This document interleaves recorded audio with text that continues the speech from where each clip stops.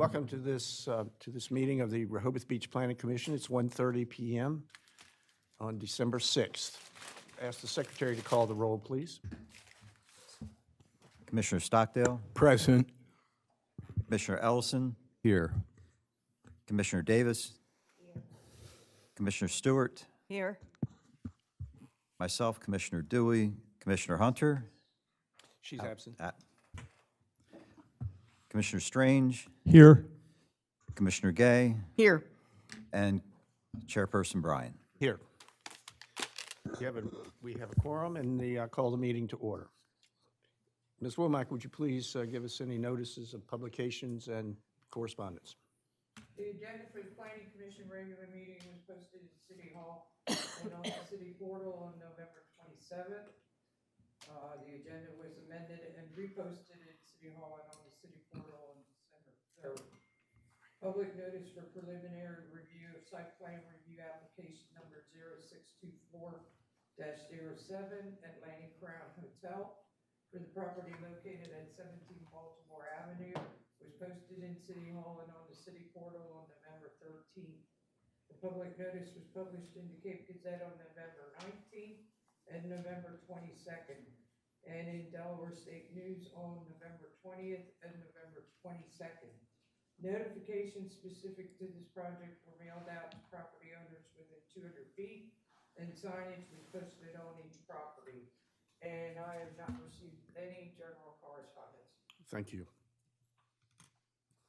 We have the first agenda item today is the preliminary review of site plan review application number 0624-07 of the Atlantic Crowne Hotel. Who's here on behalf of the applicant? Gentlemen, please come forward. Please be sure if each of you say you alternate speaking, that you speak into the microphone. In other words, so we can pick up your audio.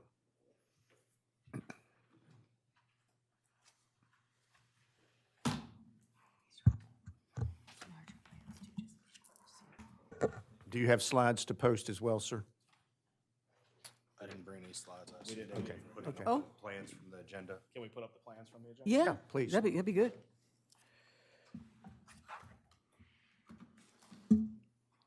So they're gonna go first, right? Okay.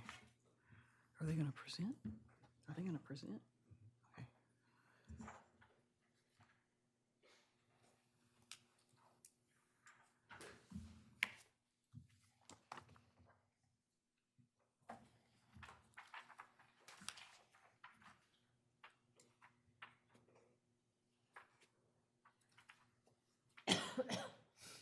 I can't do it from my You can do it. Do I have to do it from here?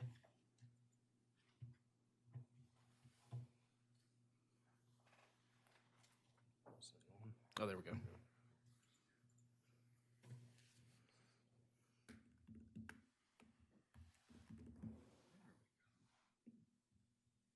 Password I can enter. There we go.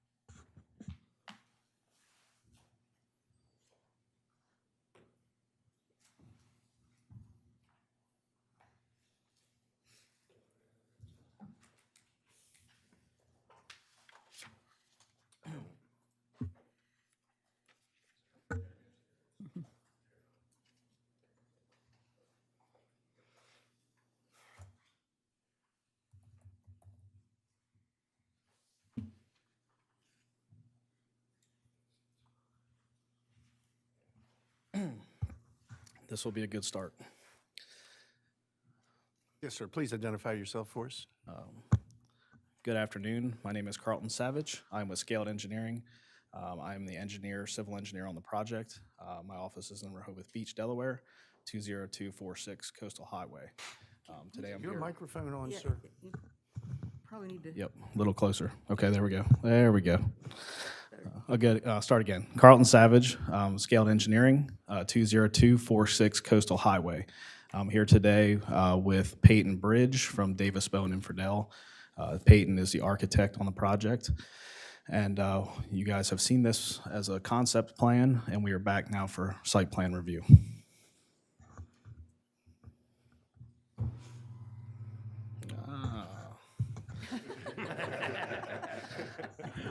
I'm an engineer, not a technology. You're a little shorter. Okay. All right. So in front of you on the screen, we have the architectural front rendering of this building. The project in front of you is on 17, 19, 21, and 23 Baltimore Avenue. That is just west of the Atlantic Sands Hotel. And the property owner is the same as the Atlantic Sands. So this property was purchased over the years and acquired for the purpose of a new hotel. The plan in front of you is for 55 rooms. Nothing has changed since the last time we spoke. And the FAR on this property is intended to be exactly 2.0. So we're not, the overall goal with this plan was to do a code-compliant hotel without asking for variances. So we are still trying to stay in those parameters. Although we know that is tough to do, we are trying to stay within that. I think I'm going to turn it over to Peyton to give you some details about the building itself, and then we'll go into the site plan and other questions you may have.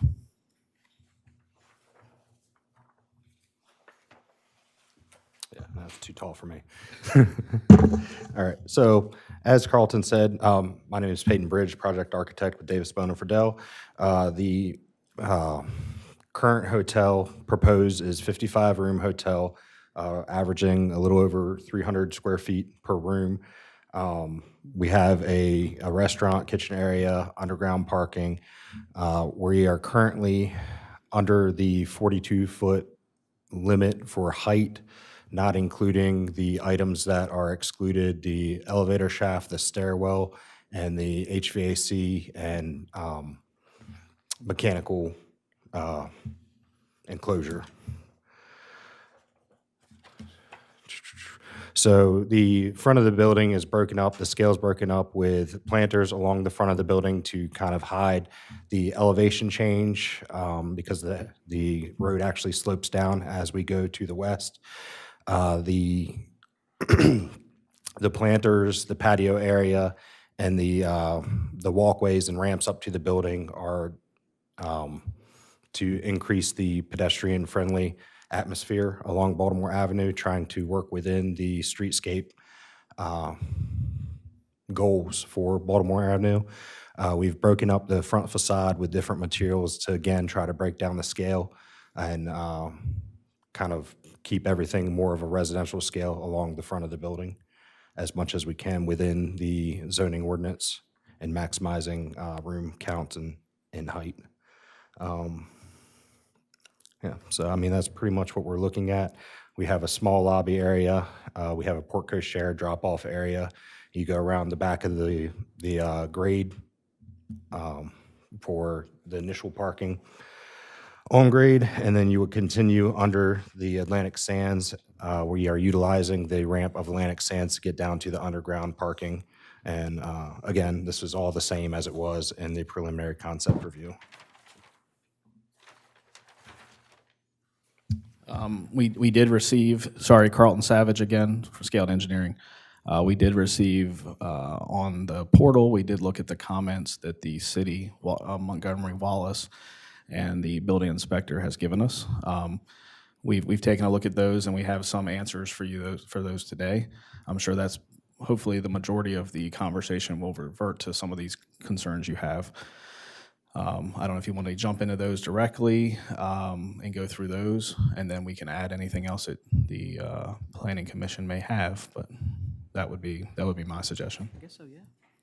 Yes, Mr. Janis, are you prepared to do that, to go ahead and get into those issues so that we can address those? Absolutely, Chair. Would you like me to read those issues before he gets into it, or would you like me to respond? No, go ahead and read. Set the table for us, please. Thank you.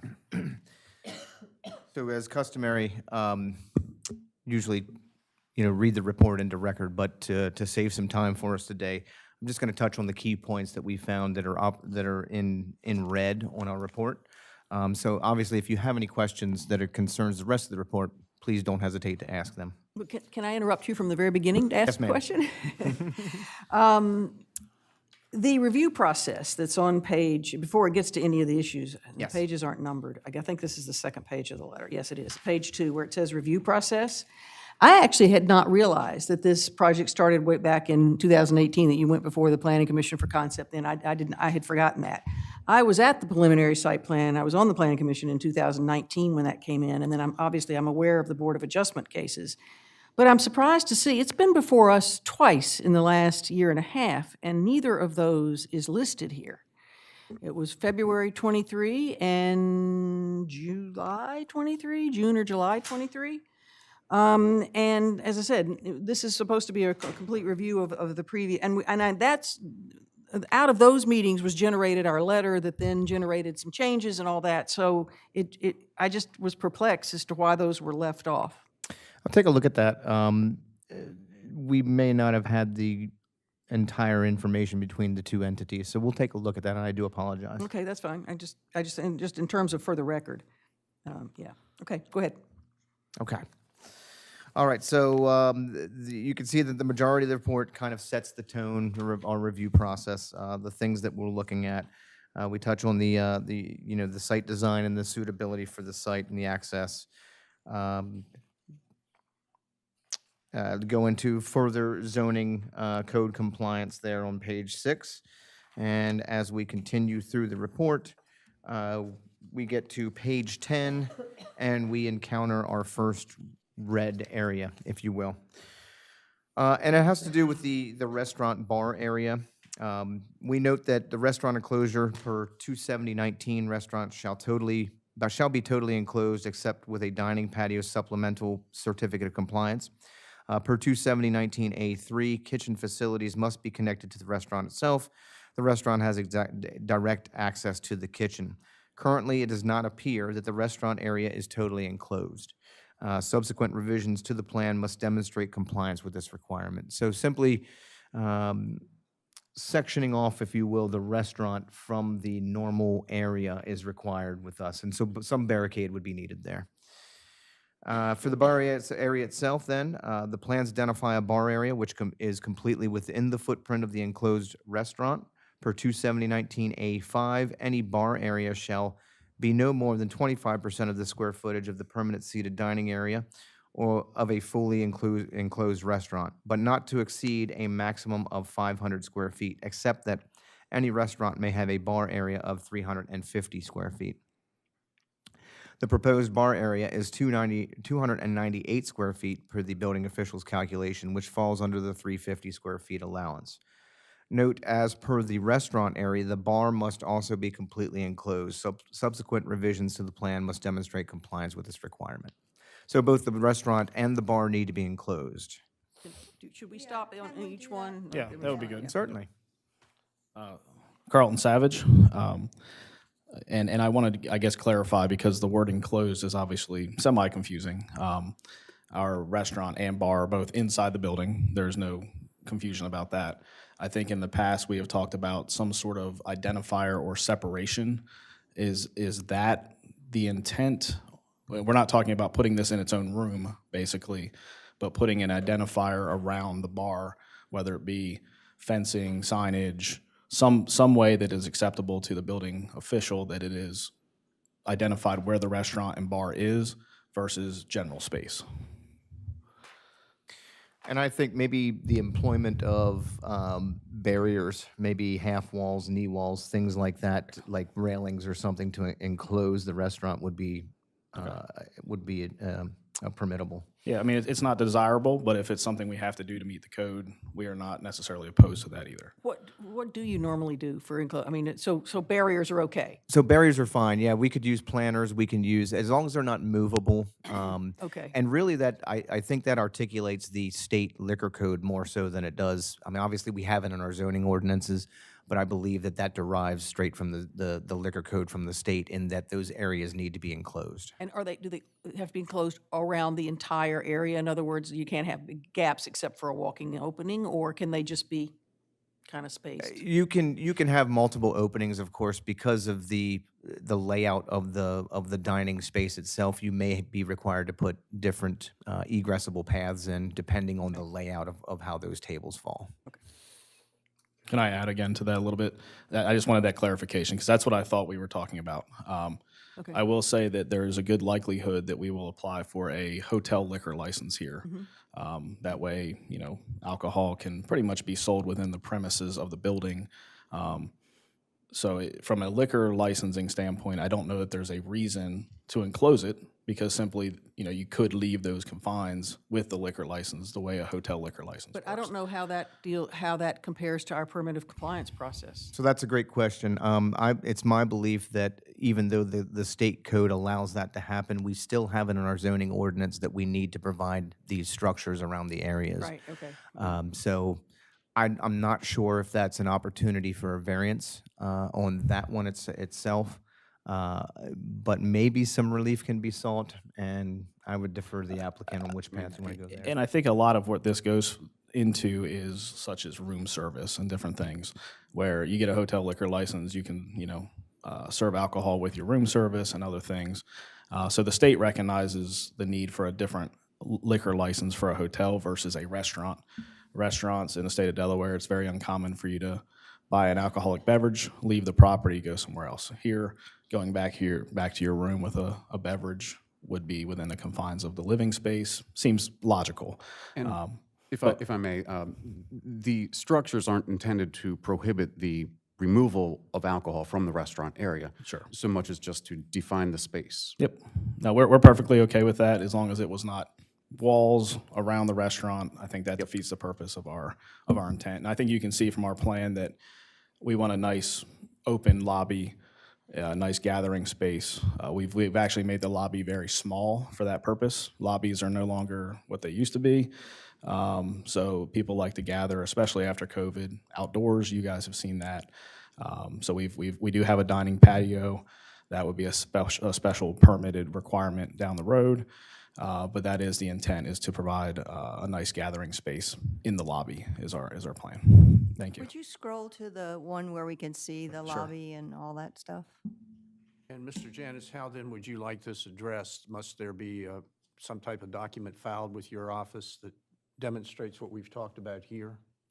I think depending on the entirety of the outcome today, it may or may not require a new plan set be derived. So I would say let's hold off on that decision until we make it through the rest of the meeting and see what other requirements might be present. Yeah. It may may well require a new plan submission to be submitted with the amount of changes that we have. So I would like Or to just hold. defer that for now? Correct. Okay. Yeah, so we would end up, if we need to do this requirement, we would have a little hallway pretty much next to those round circular two top tables, enclosing the space from the door around the bar area. We'd probably do it with some nice, decorative fencing and barriers that aren't real, still keep it as open as we can, but definitely identify where the restaurant is. We're not opposed to that. Yeah, the Coast Bar restaurant in the Sirocco has much the same configuration, and their enclosures seem to almost be barriers created by the seating, the tops and stuff. It sort of delineates it. So, it's interesting. If it's not needed to stop the flow of alcohol, you can get a drink and go to the elevator and go to your room. And if it is sort of visually defining it, I would wonder if just having, tables sort of set in an array that sort of, because it's Well, kind of defined there. I don't know. I believe the Sirocco, and correct me if I'm wrong, Matt, was prior to that portion of the code. Okay. But they also do incorporate elements like screens, opaque screening of sorts, like a Japanese foldable screen, I believe. But they're not compliant with the current regulations as is. Okay. Yeah, we could argue about whether or not we think enclosed in this case means enclosed, but that's the least of my worries today. I think we can solve this going forward with Matt. Isn't the requirement for a fully enclosed bar area also related to defining the area so that minors and underage, Yes, either hotel guests or absolutely. guests from outside, know where the kids and the teenagers and so forth are not allowed to go? Absolutely. Yep. So when was it, do you know when generally this code provision was put in? Because the coast is not that old. Oh, yeah, it is. Well, the hotel before it was. The, what was it called beforehand? Oh, Yeah. that's right, that was a Sandcastle that was a Sandcastle. Yes, that was thank a you. renovation. Right, that's why. Got it, Yeah. got it. Yeah, so Sorry. oddly enough, I think the code actually talks about the bar being inside the restaurant and closed within the restaurant, but not necessarily a separate barricade for the bar itself. I don't think the code actually says, I'm pretty sure it doesn't, mention that the bar has to be enclosed within the enclosure. It's just, it's really identifying where the restaurant space is, I think is what the intent of the code is. And personally, I think it was simply to be an outside-inside thing where you wouldn't have an outside restaurant. That's a special requirement in the code where it's a dining patio.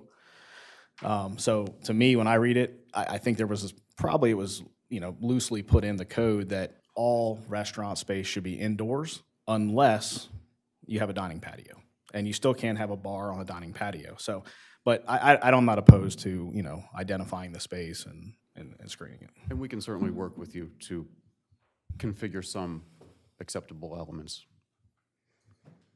All right, next.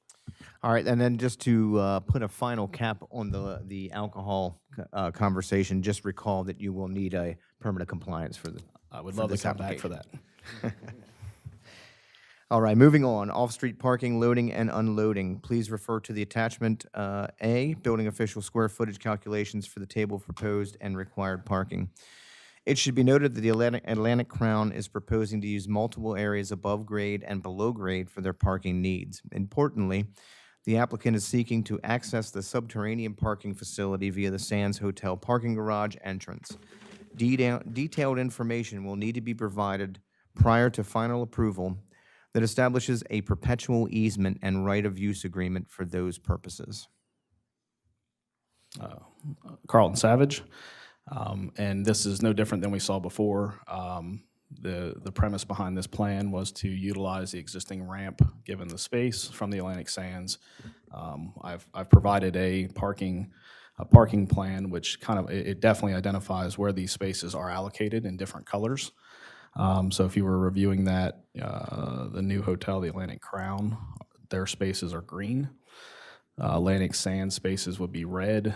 The house in the back has an identified blue spaces, and then Celebration Mall has several spaces that we've provided in purple with signage. So for the ramp side of things, we have no opposition. We've already started preparing with our attorney an agreement. This would probably be the exhibit to attach with that, with that agreement explaining all this parking. That gets recorded over in Sussex County, and then forever that runs with the property and can be found. So we have no problem with that comment. That's an easement? It would be an easement and an agreement, correct. So the easement would basically cover, it would describe this plan very exclusively, similar to what you would do with any type of shared parking. We'll do a shared easement, more of a blanket that the ramp, responsibilities, all that will be identified. Okay.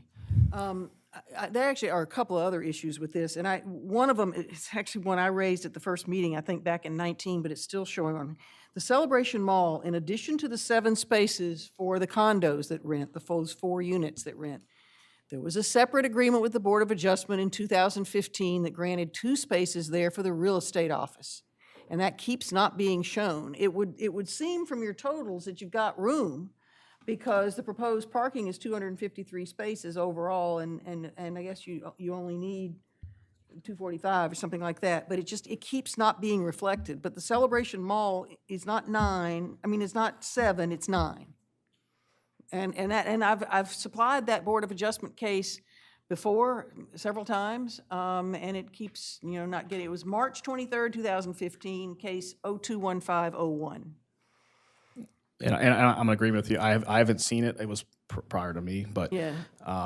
if it is that we need to allocate a couple more spaces there, I don't think there's any opposition Okay. to that. And the only reason I bring it up, again, you seem to have the space. Yeah. And it's obviously not related to the hotel. It's just that, given the age of the decision, it's like these decisions are made in perpetuity, and yet Sure, yeah. when institutional knowledge and when changes go, and we don't have record keeping, then it goes away. And I don't know how you keep track of changes that are made or agreements that are made in perpetuity when you don't have a record keeping system that's in perpetuity. So we just need to keep making sure it's on plans that go forward in order to carry it forward. That's all. Yeah, this plan would be, this would be recorded with an easement. Currently, it is one owner, so that easement's Yeah. very easy to write, but it would forever, if something were to change, that would go with the property. So there's definitely no issue there. If it's a matter of 2 more spaces, I do remember, and I want to look at it myself again. I think there was a discussion in the secondary meeting about the apartments that are in Celebration Mall. Yeah. Where there's a 1-bedroom apartment that they actually reduced the parking a little bit. So we might So have that- a little give Well, and that's take. why it's 7 and not 8. Okay.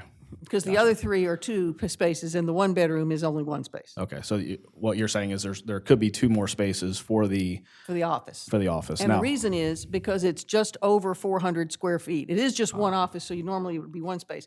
But the parking regulation at the time was 1 space for every 400 feet of office space, and the office space in that is something like 410 square feet. Okay, So it's yeah. just over, and that's why it's 2. and I would assume if that space changed, those spaces would essentially not be needed at that point and could If be it modified. changed to, that's why I wondered if it had changed, since but I see it is still a realty office. If it were changed to a restaurant, then sure, wouldn't be needed. Yeah. But as long as it's an office, I would love, I don't have access to it. I think I did look a couple years ago when we talked about it. I didn't have access to it, but if we have that, that would be yeah, great. I can send it to somebody, man. I can send you the decision. I've got it right here. If you want to just keep it on the record. Yes, please. It's my view that on this, because and I haven't researched this fully, but in reading for today, that because your loading dock is going to be on another parcel, that's probably going to require a variance. I just didn't want you to get hit. We're heading that direction. Sideways, Yeah. okay. We'll get there. I think that's another comment, right? Okay. Yeah, no, that's definitely on my topic for discussion. Well, and I was going to ask that about the entrance, because didn't you say the entrance to the parking is on the Sands property? No, the entrance is in this location. So that is, there's 4 lots here. Okay, The property line for these 4 lots runs sort of on the edge of the building. okay, fine, okay. The entrance, actually, you will come in, drive through, and then down the ramp, and then circle back around into this space. So then my question for Matt on those angle spaces is, I thought I saw somewhere in the report, but I don't see it right here. Is the drive aisle, I don't see a measurement there. Are the parking spaces the right size? Well, we get into that in the circulation turning aisle Okay, fine. comment. Okay, I'll wait. Yep, Yeah. just after the loading and on. Okay, fine. Yep. Okay, getting there. I couldn't remember where I saw it. All right, Mr. Janis. Oh, Mr. Strange. Yeah, I have, it's along those lines that we're just talking about with regard to the cooperative parking and loading and unloading. Under 270-32, it's permitted. But what I think here is, it just has been discussed, is that this one is rather complex, and my question is to our attorney and to the city's attorney, does this require something that has to be concretized in perpetuity, period, so that it can't be somehow readjusted later? Does it follow with the deed explicitly? If I understand your question correctly, you would need a Board of Adjustment variance, and you would have cross-access easements in perpetuity. The only way you get rid of those by court approval or by agreement of all the property owners in the city in that instance. Right, because there's always the possibility at some point in time, they may elect to sell off one property versus the other property, maybe the different owners, And I can see some difficulties arising if it is not concretized explicitly, because you'll end up in a situation where it would be a mess, quite frankly. I don't know how you guys do this, so I'm going to speak about Newark, but we do this a lot in Newark where there's cross-access easement agreements. And sometimes people fight about those or how to get rid of them, but yes, they're always in perpetuity, and they would have to be in order to make the building compliant. Okay. Agree? Bill? Yeah, I mean, an easement is going to be in perpetuity. And it's going to be, there are going to be deed restrictions. Like when somebody pulls out the deed, it's going to say, there's these restrictive covenants and easements. That's a good point. There's going to be deed restriction, and there's Right. going to be an easement agreement. Right. So Should be recorded. I want to thank you for putting your dropping off area on property that the applicant owns. It's a little thing I have. As Sorry. opposed to in the street. you mean. As opposed to anticipating taking public rights of way for your drop-off zone. We like this plan the way it is. We think the circulation is very good with it. I think it complements the Atlantic Sands with its circulation pattern. And you'll see there's a slight difference in the circulation pattern of the red spaces because of this. We're in need of deck coating our deck at this point, and we will hopefully use this plan as a way to, once this is approved, or assuming this gets approved, we would restripe that circulation and improve that condition, so. Janice. All right. Continuing on. Next section, loading and unloading. Per 27036, one loading berth is required to be provided on the premises for hotels between 15,000 and 100,000 square feet of gross floor area. Retail or service establishments over 15,000 square feet of gross floor area are also required to have one loading berth. The applicant has provided one loading berth of appropriate size to satisfy the requirement for the hotel. No retail or service establishment is proposed, so no additional loading berth is required. However, the applicant is proposing the loading berth on an area located off-site of this consolidated lot. Per 27036, the loading berth must be located on the premises. Further, please provide additional detail on the loading berth dock and how trucks will maneuver in this space. Again, Carlton Savage for the record. So we did think long and hard about this loading space. And the big thing about a loading space is, can it be used for actually its purpose? The site plan, as you noticed, doesn't leave a whole lot of available loading once everything gets put in place. So this space was what was our intention. We intentionally put it on this location. That is a 12 by 48 space. The access to it could be improved a little bit, but we get into the discussion about on-premise or off-premise, and I think that's, my interpretation was slightly different than I think the building code officials here. I think the word premise was specifically used in this case versus property, and I'll give you an example. If you live in a neighborhood and you have a pool and clubhouse on premise, it's not on your property, somewhere else, but you can advertise that as a, hey, pool and patio clubhouse, go along with the community. So I personally think that the code was written just like if you had a commercial shopping center. You could have multiple properties, one loading space that's shared between all of them. The code wouldn't force you to put on each property a loading space. As long as you have one or the adequate on-premise, I believe that's the way the code's written. So that's some of the discussion. I'm not sure if we'll get to an answer of that today. It's something we have to look at. But I will point out that this loading space is open to the air, so the height is not an issue. A couple of the other applications I've seen are restricted to like a 9-foot height. So they'll never be able to use that loading space for what its purpose is. So putting that out there, I've also provided an alternative parking plan, which I think would actually work better. But it may or may not be something we can decide. Let me zoom in on this a little bit.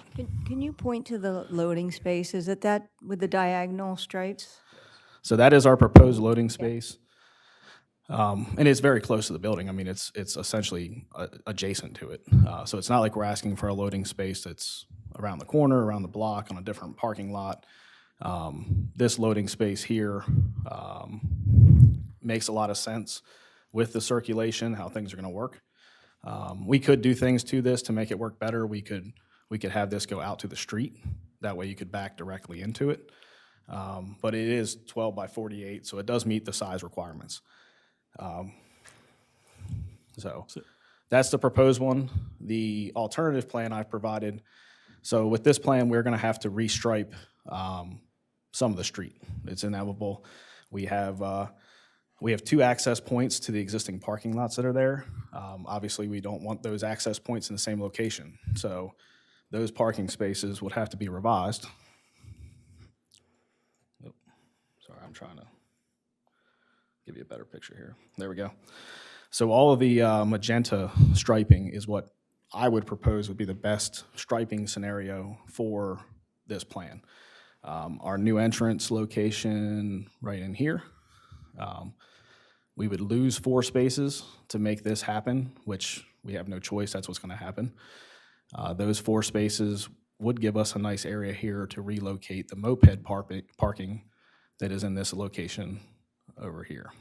So we could relocate the moped parking if we would so desire. These 3 spaces would be unchanged. This space here is for a little bit future discussion, but I proposed a concrete island here for an electrical transformer. Currently, the electrical transformer sits approximately in this location. We would propose to put it on the street, and we'll get into that in a little more detail. And then restripe the parking spaces along here as proposed parking, and then create an extension basically of this existing access that you can see behind here. This would all become essentially loading area. In my opinion, the biggest issue with Baltimore Avenue is the unloading and the loading. I know you guys are in the process or have been in the process of looking at revitalizing Baltimore Avenue. Trucks are a big problem on Baltimore Avenue. So this would give an opportunity for a couple reasons. So assume we were to get a loading space or this was allowable. That's going to be for our trucks and our trucks alone. So if a delivery vehicle comes to unload food, they're going to drop off that parking, they're going to pull in our parking space, unload our food, and then have to find another location potentially to deliver to another property. We may have another delivery coming, so they can't be going up and down the block delivering things. A joint loading space would be much better than that. So I know this may be a little bit further advanced, but I think that's where my head is let's fix the issue and not worry about the code compliancy of a loading space. We would keep both of them. So that's kind of where my head is right now.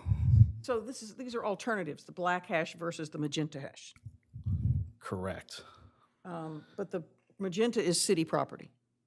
All the magenta is city property. Yep. That gets to your problem. Yeah. So, I Mr. take back my earlier comment. Mr. City Solicitor, I assume Got there's worse. a process for that, granting of easements, purchase of easements. I'm not sure what the process is for an applicant like this to bring that forward to the city. It seems to me a city has to approve that. I could only tell you what I've done in other places, but yes, the commissioners are going to have to bless whatever that is, and it's the city's property, and they're going to have to say that's okay. I don't know what the process is, to be fair. And they're abandoning it. If It's an that were to abandonment. happen, they're abandoning the street, which means it's coming back to the planning commission as a separate activity. Are there parking spaces all along the magenta that's proposed? Yeah, let me show you. Yeah. So this is sort of at a minimum what we could do. So if we were to take the loading space out of the equation currently, this is where you see these 2 spaces here and these 2 spaces. Those are currently access points to our parking lot. They don't have any Giving the parking. city those, basically. With this plan, we would be giving the city back these, but needing to take Okay. this location for our new access point. So it's trading. This is not any spaces at all right now. There are no spaces here. So with this plan, we give you 4 back, we take 4, it's an even trade. Maybe I should have, let's see here. With this plan, we still are a net zero parking. And the reason that is because we've taken 4, we've provided, essentially took the moped parking, relocated it, and provided 7 spaces here and lost 8, but I feel we can add this space back. So it could be a net zero and create a loading space. Sorry, that might, I'm not asking for extra, I'm just asking for, in my opinion, what makes the most sense for the whole street. So it sounds like you'd rather do the magenta than the black. We have, I mean, Is that what you're saying? we have no choice but to do this plan. So Why is that? this plan here, Yeah. we have no choice. We have to have our access point where there are spaces. So there are 4 spaces here. No, but I'm saying in terms of the loading berth between the Oh. black and the magenta, which, I would prefer both of them. oh, you want both of them, okay. Because, I mean, the black one looks fine, it's just not on their property, is that right? That's correct. So then you would just need a variance. Correct. Because it's not on your We're- property. We're trying to avoid the variance process, Well, but Okay, it's, all right. Yeah. but the other property would have to be the applicant because it's not your property, technically. Not your applicant's property, it's the other property. So that creates a little bit of a conundrum. I think they need a variance, Yeah. but I haven't studied it, but Right. that's my take. we for need a exactly variance those reasons. for this, shy of discussing the word premise. I personally, again, don't think the word premise, I think it was specifically used versus property. If you were to want to say it's got to be on the property, it would have said within the confines of the property, within the confines of the boundary. I mean, based on Delaware State Code and definitions provided therein, premises refers to a lot, plot, or parcel of land, including the buildings or structures thereon. So I don't see how that supports. I didn't, I'm okay with, I just think we can provide a loading space on property. It doesn't make any sense. It wouldn't get used. I personally don't think that's the right way to go about it. I think that's what you have with your current 2 applications. We really do need unloading and loading here. So you're suggesting that there will be a community Baltimore Avenue loading area, Only be for them. but for everybody's use? Correct. Us providing a loading space in this general location, assuming we get a variance for that, only helps us. And I think that's most loading spaces. I don't know if there's any other loading spaces on Baltimore Avenue. So currently, the loading space is the street. Yep, yep, yep. So I can't tell you guys what to do, but in my opinion, the loading space that I'm proposing with this plan could be very, very beneficial. And now would be the chance to get it done. Yeah. It would be a useful space. Smaller vehicles may use that one that we're showing, but I don't think a tractor-trailer truck is backing up into that space. So then it's a timing issue. Do they need to go to the city first before we finalize the site plan? Go to the Board of Adjustment. Well, no, he's saying if it's on city property, it's the commissioners, right? 2 different But things. is that even their project? This is a community project, essentially, the magenta loading dock configuration. It might have impact on what you decide to do, but it's not part of your application. Am I wrong? You're not wrong at all, but I'm going to start with the first question, timing. Certainly, before anything could be approved or recorded, you would have to have the permission of the commissioners, city commissioners. And so that would have to be done. When in the process that would occur, I don't know. I'd have to go back and see how you did it before. I just don't have any idea. But certainly, once you got far enough along that this is what you want to do, there has to be that step taken. I have a question related to that, I guess. So let's assume we're not talking loading space. We're just literally talking a few parking spaces. I wouldn't assume that doesn't typically go to the commission. That gets site plan approval in which parking spaces and street So things if are you're changed. using city property for any portion of it, it would go to the commissioners. Right. No, I guess what I'm asking is, there are site plans built every day that eliminate a space or modify a space. Within the confines of the, No, it can't the be. You development. have to take access to your property. Yeah, you got a street access. So unless you happen to be using the exact same access that's there, any site see, plan. I certainly see your point. Yeah. Right? And I'm only here for 60 days, and so I'm trying to figure this out the No, best you're, I can. I'm not. I'm trying to figure this out the best I can, right? But as a general matter, if you have an entrance, there's an entrance permit that probably would not go before, but if you're swapping parking spaces or you're doing using city lands for different purposes, then yes, you would have to do it. And I'm speaking in total generality. So if there's a specific thing, Yeah. you would deal with that one at a time. And typically with a, I mean, it is different in a municipality. Most site plans, I think, end up going to commission at some point in most municipalities. I don't know, Rehoboth isn't the case. So generally what happens is you have a site plan meeting at the planning commission. They give their recommendation, much like a subdivision, and it goes forward. No, So that's not the process. that's a little bit, that's why this is a little interesting, is the fact that we're trying to change city property. However, we don't have much control over making the change. We have to make the change. And it's all this is part of the site plan generally. The loading space, I mean, to be honest with you, I would present it to them. I see what the dilemma would be is we're modifying your streetscape.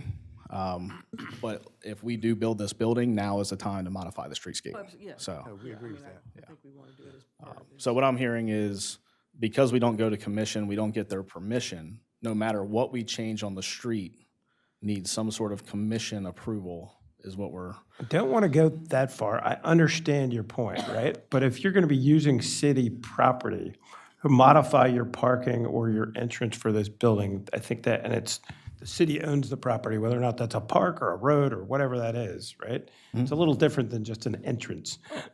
I get it, but like every site plan that we show, you modify the sidewalk, you're modifying pretty much everything in your frontage gets modified with a site plan. So I'm sure that houses get built every day, not even commercial. I get your point, but you can't just go out and change the parking spaces on the road, on the streets, right? So we could discuss this further, but Yeah, no, and again, I'm a newbie and I'm a short termer. So what I'm trying to say is, Yeah. I think it's very likely Sure. that the commissioners would be required for what I've seen today Yeah. to give an approval as part of the process. I just want to make sure we have clear direction and. Well, and you can kind of plan on that, Okay. and then you can argue with the new solicitor when they hire him. I just, Also, your lawyer can look it up. yeah. No, I'm fine with that. I need the blessing of planning and zoning.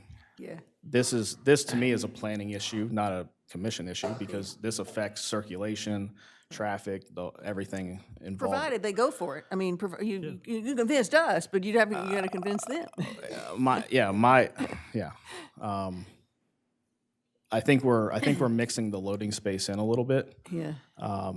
If we were to simply do what the proposed plan is, keep in mind, this is an alternative idea. This is what we need to do to make our site plan work. Janice. Sorry, Mr. Savage, I didn't mean to interrupt you there. You're fine. The only thing that I would like to add to this conversation about the street connections is that by right, you are allowed to have an entrance to your property. Yeah. And because of that, obviously through every site plan review, if you will, even for residential, whether you have the same use of that driveway or you're flipping it to the other side, there is always some manipulation of those parking spaces on that street. Because again, by right, you are allowed to connect to the street to have entrance to your property. Yeah, and I think in this case, 4 properties, 1 access makes a lot of sense. And just to add, I'm sorry, one more thing, we don't require applicants then to go for special permission for that manipulation of those spaces. It just happens through the parking department, and we lay out the required measurements with the adjustment of that driveway. That's only for the driveway entrance. What he's proposing is more than that. Right. Yes, and I just wanted to speak to the Yeah. driveway entrances right, about the right. Yeah, this ability to connect to the street. Yeah, yeah. Well, then I have another process question, which is if they go for the the plan that Carlton likes with the magenta, with the loading on the street, then what happens to the one that's not on their property? It's an extra, it's not required. If the one on the street meets the code for their required loading berth, is the other one just extra and they don't need the variance for it, no matter whose property it's on, or do they still need a variance for it? I think we meet if the commission, this is me speaking out loud, but if the commission approved us to use that loading space and the change to the street and allow that to be our one loading space, the other one would be extra. And we could That's what I'm asking. We could say it's the Sands loading space. yeah, I don't have an intention of putting parking up against that building. Okay, right, okay. So I would prefer as much loading as possible, so. Well, Mr. Savage, I'm not sure we've given you any clarity. It's okay, Mike it's Strange okay. has a question. Except you have to ask somebody else. Yeah, just a couple of observations, because this has gotten a bit confusing. The existing, quote, loading area that you show with the black diagonal lines. Yes, That is not a physical dock, that's a physical space. a physical space. Okay. So you don't have a loading dock in the sense of what's defined within our code, but you have a loading space. Yeah, I think that's been brought up before in other applications, is what I've heard. And the reason I mention that, this has been an ongoing discussion, and I raised it on another hotel with the current temporary attorney, as well as the city building inspector, is our code under 270-4 and the definition of loading and unloading berths. It says accommodation for off-street loading and unloading motor transport equipment and A&D, designated to provide adequate space for efficient maneuvering into and out of the loading position. And I've brought up repeatedly that and is a conjunctive adverb, as used in the law. You don't get to choose one or the other, you're supposed to have both. Now, if you don't have both, that means you would need a variance. In this particular case, it's kind of a weird situation, because your dock is actually at ground level, and it looks like you do have room to maneuver in that area as is. The other part, which is, I think, again, goes back to the discussion of what by right you have, as the building inspector brought up. You have a right to an entrance and an exit for the loading area, and you have a right to the entrance and an exit for the parking. But when all this is consolidated under one ownership, you're now back to one entrance and exit for the parking and one entrance and exit for the loading dock, and it gets to be problematic. So I'm not clarifying this. It just raises even more questions as to what really needs to happen when you go forward from us. The concept of having a loading area on the street may in fact be very favorable, but it raises a whole series of issues for the city as well as for you, and in terms of timing, Yes. to get this to move ahead, because that could be protracted. It could end up taking many, many months just on that singular event, because if you elected to go that route, in fact, you still may be coming back to us, because with the commissioners, with the area where you wanted to put the transformer in, Yep. you're vacating public space. And the minute you vacate public space, it requires it to come back. The commissioners get it, but only after they come to the planning commission to get our assessment of that. And then they rule again. So that itself takes several months. Yeah. So you've got a conundrum. We can't solve it for you, but at least we've raised several of the issues that have to be dealt with. No, I agree. That's why I presented the site plan as we needed it, what would be the minimum, and then I prepared an alternative loading space plan that, dealing with properties on this street, if you spend any time, you get it quickly. That it's the last thing I want to do is put more trucks on Baltimore Avenue, and that's going to lead us into another discussion about the trash here in a minute. But to be honest with you, I'm all for trying to get a loading space on Baltimore Avenue, whatever method that would be. Long overdue. Yeah. Yeah, but I guess then it opens the issue of, would that be where the communal loading space would be? Correct. I Not think. necessarily, I don't know, according to the streetscape plan, there's a median in the middle of the street. Further up? Okay. I don't know, because it's something. I think we have two different processes. One is assuming we do nothing with the street loading space. We need to determine the space that is off the property a few feet. What can we do to make that code compliant? And shy of eliminating another lot and combining it and changing that, which is possible. I've thought about it. I don't know what the numbers look like. From a common sense standpoint, it makes a lot of sense. You guys have the job to make sure it's code compliant, and it works. So I may look at the property line and see how that could affect things. I also think we have the opportunity to, I guess that's a Board of Adjustment hearing to decide if they're okay with a variance to have a loading space on an adjacent property with an agreement. I think if we go down the road of the term premise, it makes it messier. So to me, this is the biggest topic on this site plan right now. I can make, like I said, we could come over in this general area and put a loading dock in. We'd have to move this staircase back. But now I'm putting a loading dock pretty close to another property, right next to our entrance. It really doesn't, it's not what I want to do. I don't think it's what is the best for the property. But if we get told no, that's probably our only option with this. Well, and if the property lines lined up and it would be feasible to transfer ownership to this project, then you also probably wouldn't need the deed restrictions. And frankly, that would be, in the future, it wouldn't impair the value of those two properties. That would be a cleaner way to handle that. I would have to talk to an attorney, but there is a possibility that we could combine everything. Everything into one? Everything into one. Well, And you have one. There's no provision that would say we can't have multiple buildings on one combined property. there is. For residential. Yeah, I could say that there is. Yes. Absolutely. I wrote the ordinance. Oh, okay, that's, okay, something new, okay. Yeah. Blows my mind a little bit because shopping centers all have, I That's know. the only thing I'm sure of. Okay, well, so we do have to keep a property line, whether it be where it is or somewhere else. Move it. News to me. I follow along with what matters to this property. So I guess right today we have to make a decision on, which path is the best. I mean, I obviously want planning and zoning's graces on, it'd be nice to know what your thoughts are related to both of these options.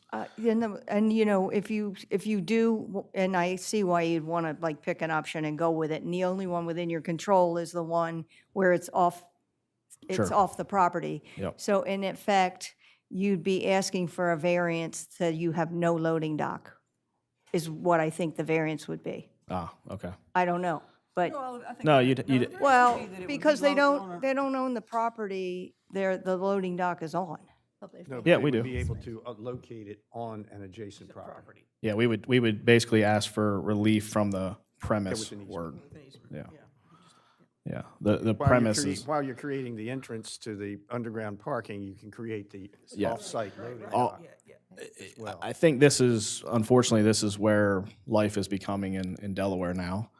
Things are getting built again, and in the city, this is very common practice. They build buildings touching each other.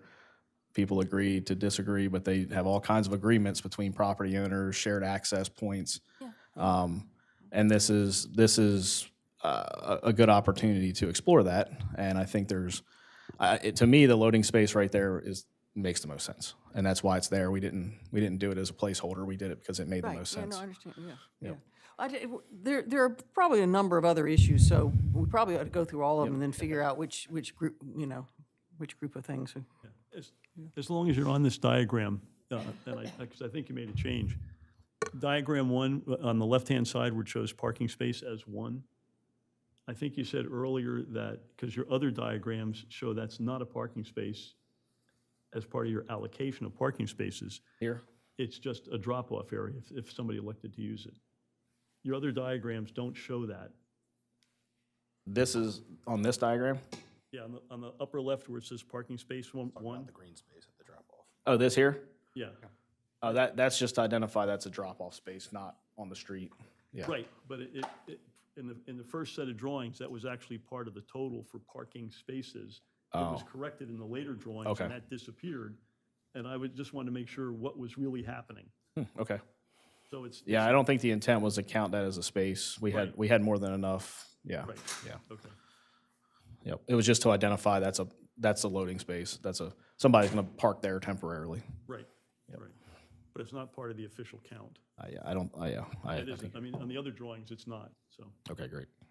You might want to label it that way to make sure Yeah. that's understood going forward. Absolutely. Or That's a good idea. eliminated. Same way with the off-site loading, you might want to label that. I think it is on the site plan. We're looking at, yeah, I think this is the parking plan, which honestly is a nice one to look at because it shows you the overview of everything. But on the one plan, the actual site plan itself, I believe it is correct. And, Want to go on into circulation and turning aisle now, Matt? yep, go ahead, Matt. Everybody ready to move on to that? I hear the rest Wait of a it. minute, I think you wanted to show us. No, you're fine. Okay. We'll clarify that. Okay. To me, that's a moot point. We have enough parking. I think it's Okay. fine. Mr. Janis. Well, we'll go ahead and read that section. The tour continues. Circulation turning aisle per 270-30B. Parking lots and garages require a circulation turning aisle with a minimum width of 24 feet unless serving angled parking of less than 75 degrees. The provided site plan shows that the surface parking lot circulation lane is 20 feet in width and does not indicate what angle the surface level parking spaces are to be installed at. Therefore, we cannot verify this condition is currently met. Please provide the angle of the surface level parking spots. On yours. Yeah, it's right there. You had it right on there. Oh, yep, here we go. So I think we can clarify that pretty quickly. This is 60-degree parking. I think Matt actually tried to measure it with the PDF software he had. But this is 60-degree parking, which is below the 75 degrees. Would you mind zooming out just for 1 second, please? Could you continue that angle measurement into an actual parking spot, what you have measured, while we understand that it's a Sure. parallel line? It would just help for clarity to have it on Absolutely. the actual spot. Yeah. Thank you. But the comment is, okay, just clarify the Yeah, dimension. yeah, yeah. Okay, That's great. perfect. Thank you. Any further questions? So then in that case, the 20-foot aisle is okay? Correct. Okay. All right. The next item would be the consolidation of lots. This plan includes a notation that the proposal includes the consolidation of lots 17, 19, 21, and 23 into a single lot. An affidavit between all lot owners or officers of the various LLCs indicating their consent to this consolidation must be supplied prior to approval. When we get back into another question that comes up is, do they consolidate ahead of time, or is it an approval with a consolidation condition, or how's that to be handled? That's a great question. I think it's on the Planning Commission's shoulders to see how they want to approach that. I think from an applicant standpoint, it's just the scenario you presented. If they're not successful in getting their their site plan review approved, then they wouldn't be forced then to merge those properties together. So you could set it as a condition, maybe as the ultimate issuance of your Otherwise, review. if they consolidate them, then they're not approved. They have to unscramble the egg. Correct, and they're seeing you guys again as well, so. And I'm going to play devil's All kinds of criticism. I'm going to play devil's advocate. With buildings there, we can't consolidate them Right. because of the new ordinance that was passed. So we can't consolidate these lots until we tear something down. And just to clarify, the affidavit would not necessarily commit them to the merger. It would simply indicate their approval and consent to. I think I have a problem with the affidavit, because my understanding is that the lot, when the lot's consolidated, they have to be in the same ownership. All three of them have to be, I mean, the whole entire lot has to be in the same ownership. That's a City of Rehoboth Beach requirement, that's Yeah, correct. Okay, so, and as you say, you can't do it till you tear the buildings down, so we would have to condition the approval upon getting the lot consolidation. They tear the buildings down, they come back to us, before you can issue a building permit, they come back to us to get the consolidated lot, at which time they all have to be in the same deeded legal ownership, Correct. right? Okay. Yep. LLC or not, I mean, we have to, okay. They all have to be in the same LLC, Same ownership. Yeah, okay. same LLC ownership. I think what would, That's going to be a trouble, because one's in. I think what has to happen, thinking out loud here, what has to happen is we would prepare the consolidation plan, have it reviewed, Yeah. have it, all the meetings, and then all the owners would sign that plan. And then when we went to consolidate, one ownership would be formed for this new plan. Likely, the hotel LLC would be formed at that point and become part of, there'd be one property owned by the hotel. So that's, in the past, I think, you could have multiple people agreeing to consolidate a lot as long as it gets combined into one entity at that time. So that may be a condition of approval. I think that's a good I plan. think it works best for you. Yeah, absolutely. All right, Mr. Janis. All right. Consolidations of lot being discussed. Next we have is signs. Proposed signage must conform to the requirements of Article 7 signs. All signage must obtain a separate permit approved by the building inspector. Signage or awnings that encroach on or above the city sidewalk right of way will require a license agreement with the city. Yeah, we have no problem with a separate sign approval. That is typical. We understand that. Just so everybody's aware, here's our proposed signs as we speak today. Near our entrance, we would like, and this is on the property, we would have our signage that would be reflective of the, as you're coming down Baltimore, to let you know to turn here. This is the entrance. There is a wall roof-mounted sign on the building. That would be a separate sign permit for that one. And I think there's one on the stairwell wall. So there's three signs that we are proposing with this. Each one's a little different, and we understand that that is not a planning and zoning topic necessarily. It is another process yeah. I have a question about the sign. It's your actual, your key mark sign at the front of the building, at the top of the building. And for signs of that scale, you're limited to 100 square feet. Okay. And your sign totality appears to be 44 square feet greater than that. Oh, okay. I'm not sure that we, with this site plan, I don't think we've put together that package. We would, normally we have to get the sign company involved. They tell us what we can afford, and we propose. Well, I'm not, Yeah. It doesn't work in the scale you're seeing right now. At least that I could determine from the map, it appeared to be 44 square feet too big. But, okay. if it's scaled down, it's fine. Okay. Or it may in fact still apply, and it may be within code, but it was hard to tell because you also have it on the wall, which also goes over height, but it's permitted because it's a parapet wall, sort of, but it's also, it has so many mixed uses. This one here. On top of the roof, but not above the highest point. Right. So it's a bit confusing. Yeah, we read the code very closely on that one. So we think we're okay. Well, you may be. When I did the dimensions, it looked like it was over, but it's a close call. Janice. Thank you, Chair. Are we on to trash? We are on to trash.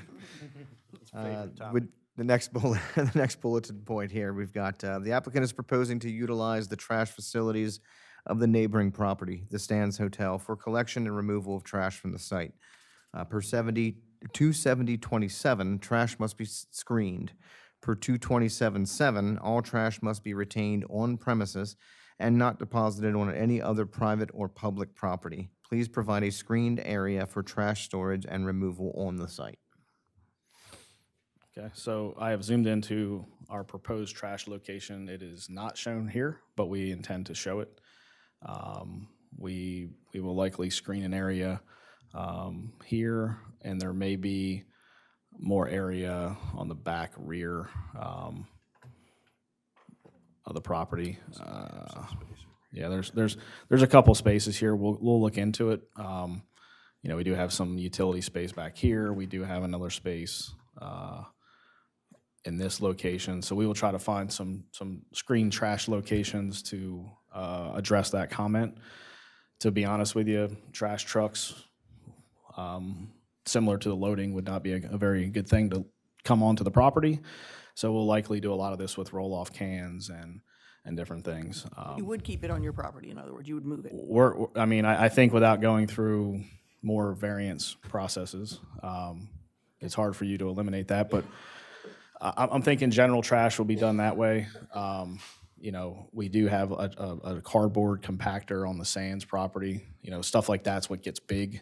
I could see us utilizing that cardboard in that case, but yeah, we'll find maybe one, two, maybe a couple screened areas here for trash. The restaurant we're proposing is not your typical, it's more of a cafe-style restaurant, so it's not a heavy use.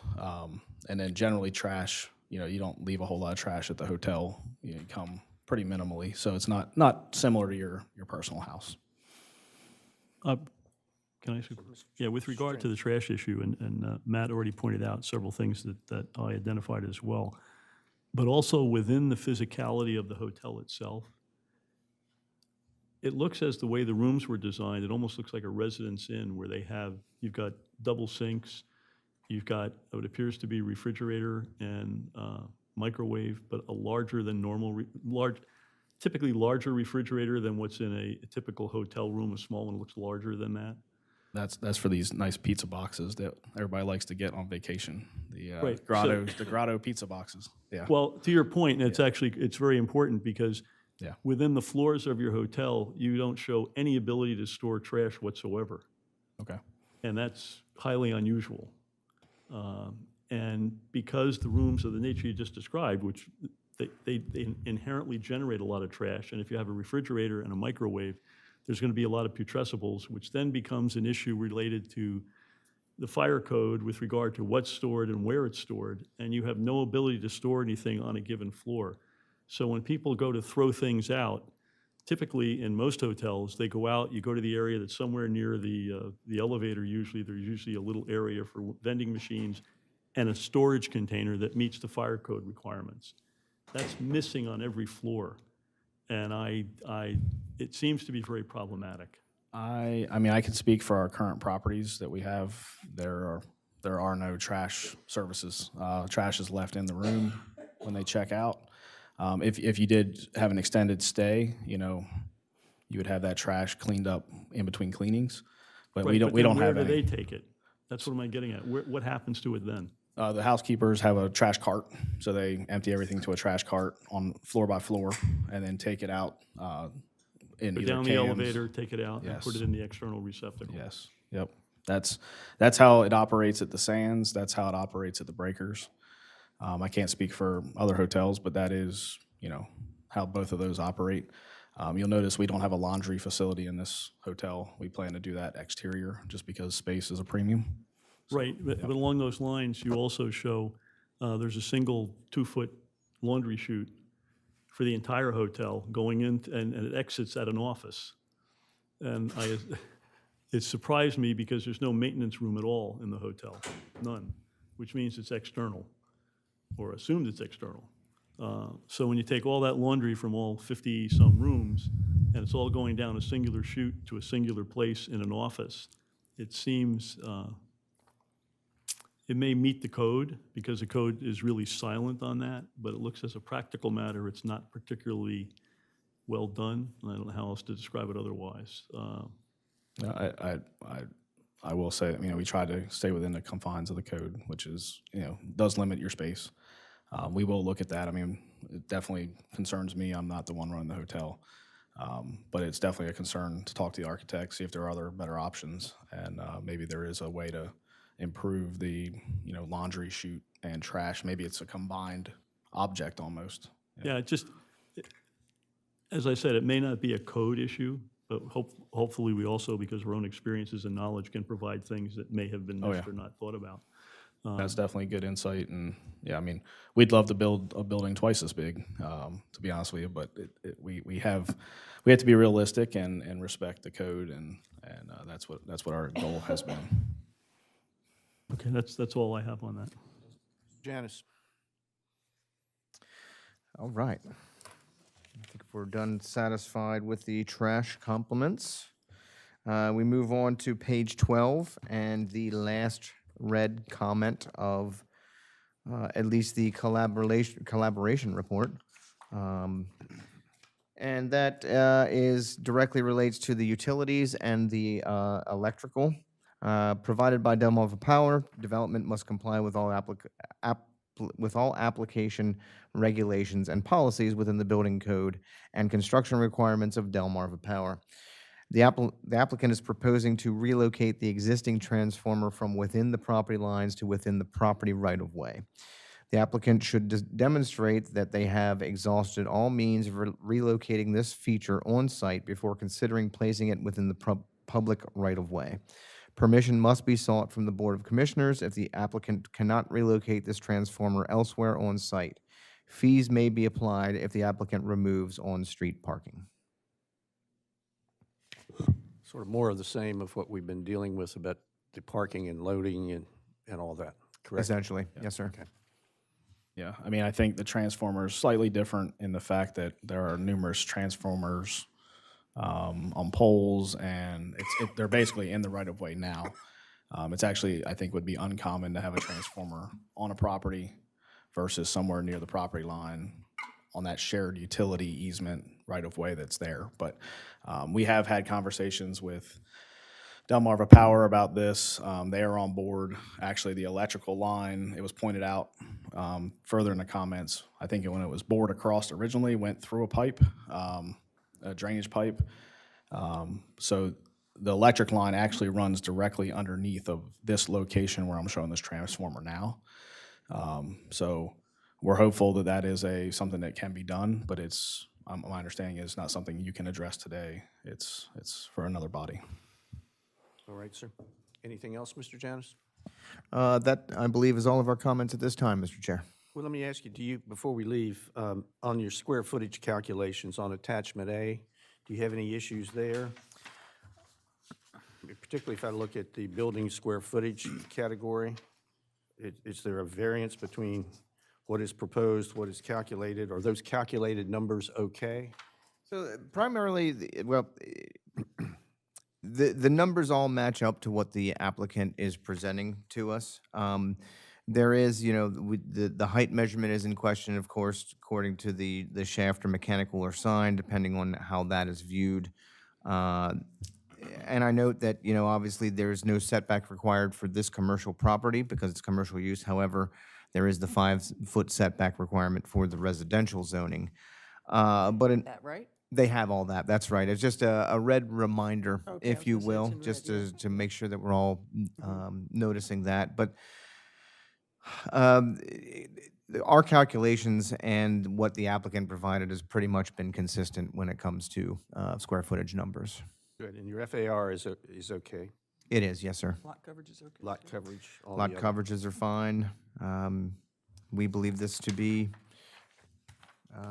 as in terms of numbers, a compliant plan. Thank you, sir. Anyone else for the applicant? Yes, sir, Mr. Ellison. I have a minor challenge to your collaborative report having to do with the building step-back line.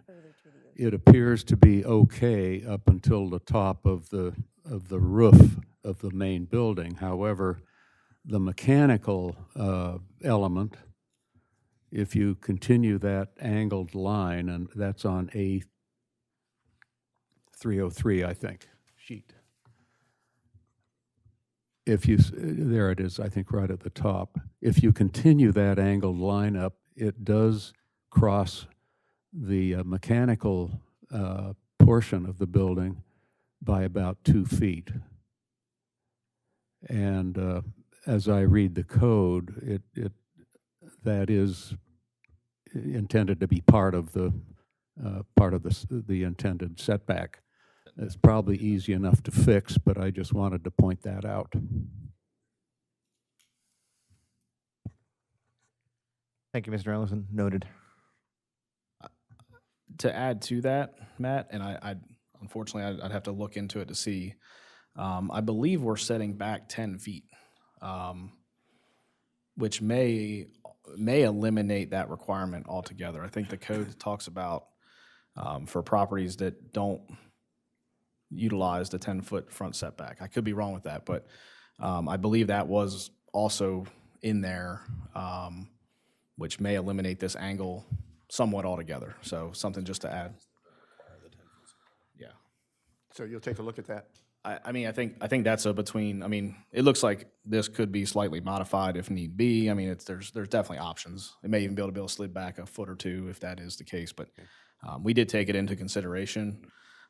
So it might be that maybe it is incorrect, but I think we'll work with Matt on that if that's.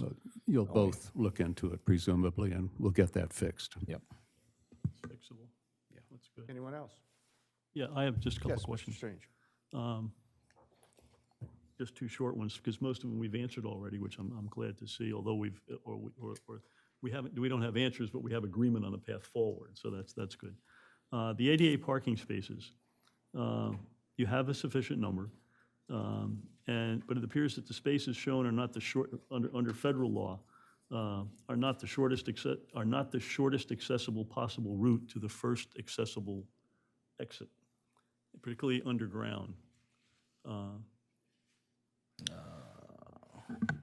Top side, you're okay. These here are 2 spaces. Yeah, the ground level, you're fine. But the underground is where the problem is. I mean, Now, if you look at that where which is where the 2 handicap spaces are going to the elevator, you also have parking to the right and to the left, or could have parking to the right and the left. Those represent the closest possible. Talking about the parallel parking spaces? It doesn't matter whether they're horizontal, it doesn't matter which direction they face, they have to be the shortest distance possible to the first accessible exit. Provide an accessible aisle with it. There's no room for an accessible aisle at those parallel parking spaces. Yeah, when I was looking at that, I thought that was the problem, but the problem is they're not the shortest distance possible, which means you'd have to reconfigure somehow your parking. And the unfortunate part is you can't seek a variance local for that because you can't seek a variance to a federal code.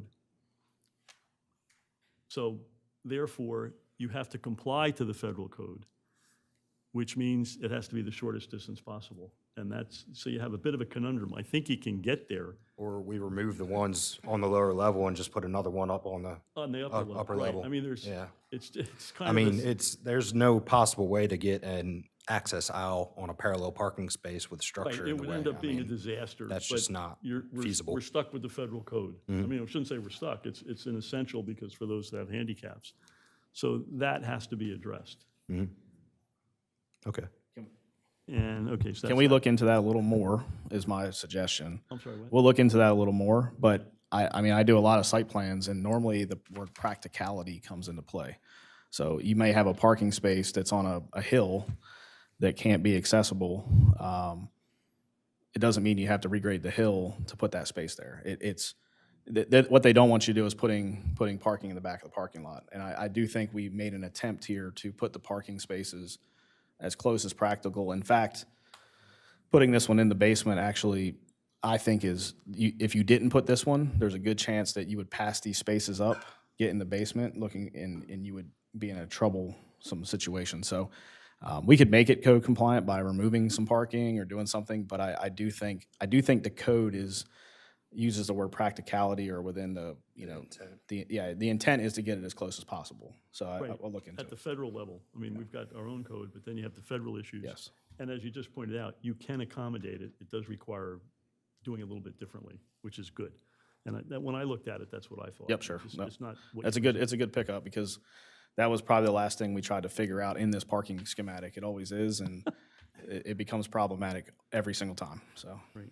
I understand the comment from Commissioner Strange, but as somebody who often has to use those and unload cars and people and wheelchairs, having the availability of one underground and under shelter, even if it is not the exact least number of feet possible, being under shelter and protected and away from traffic and all those things, I would Has see that as benefits. a real Right. advantage.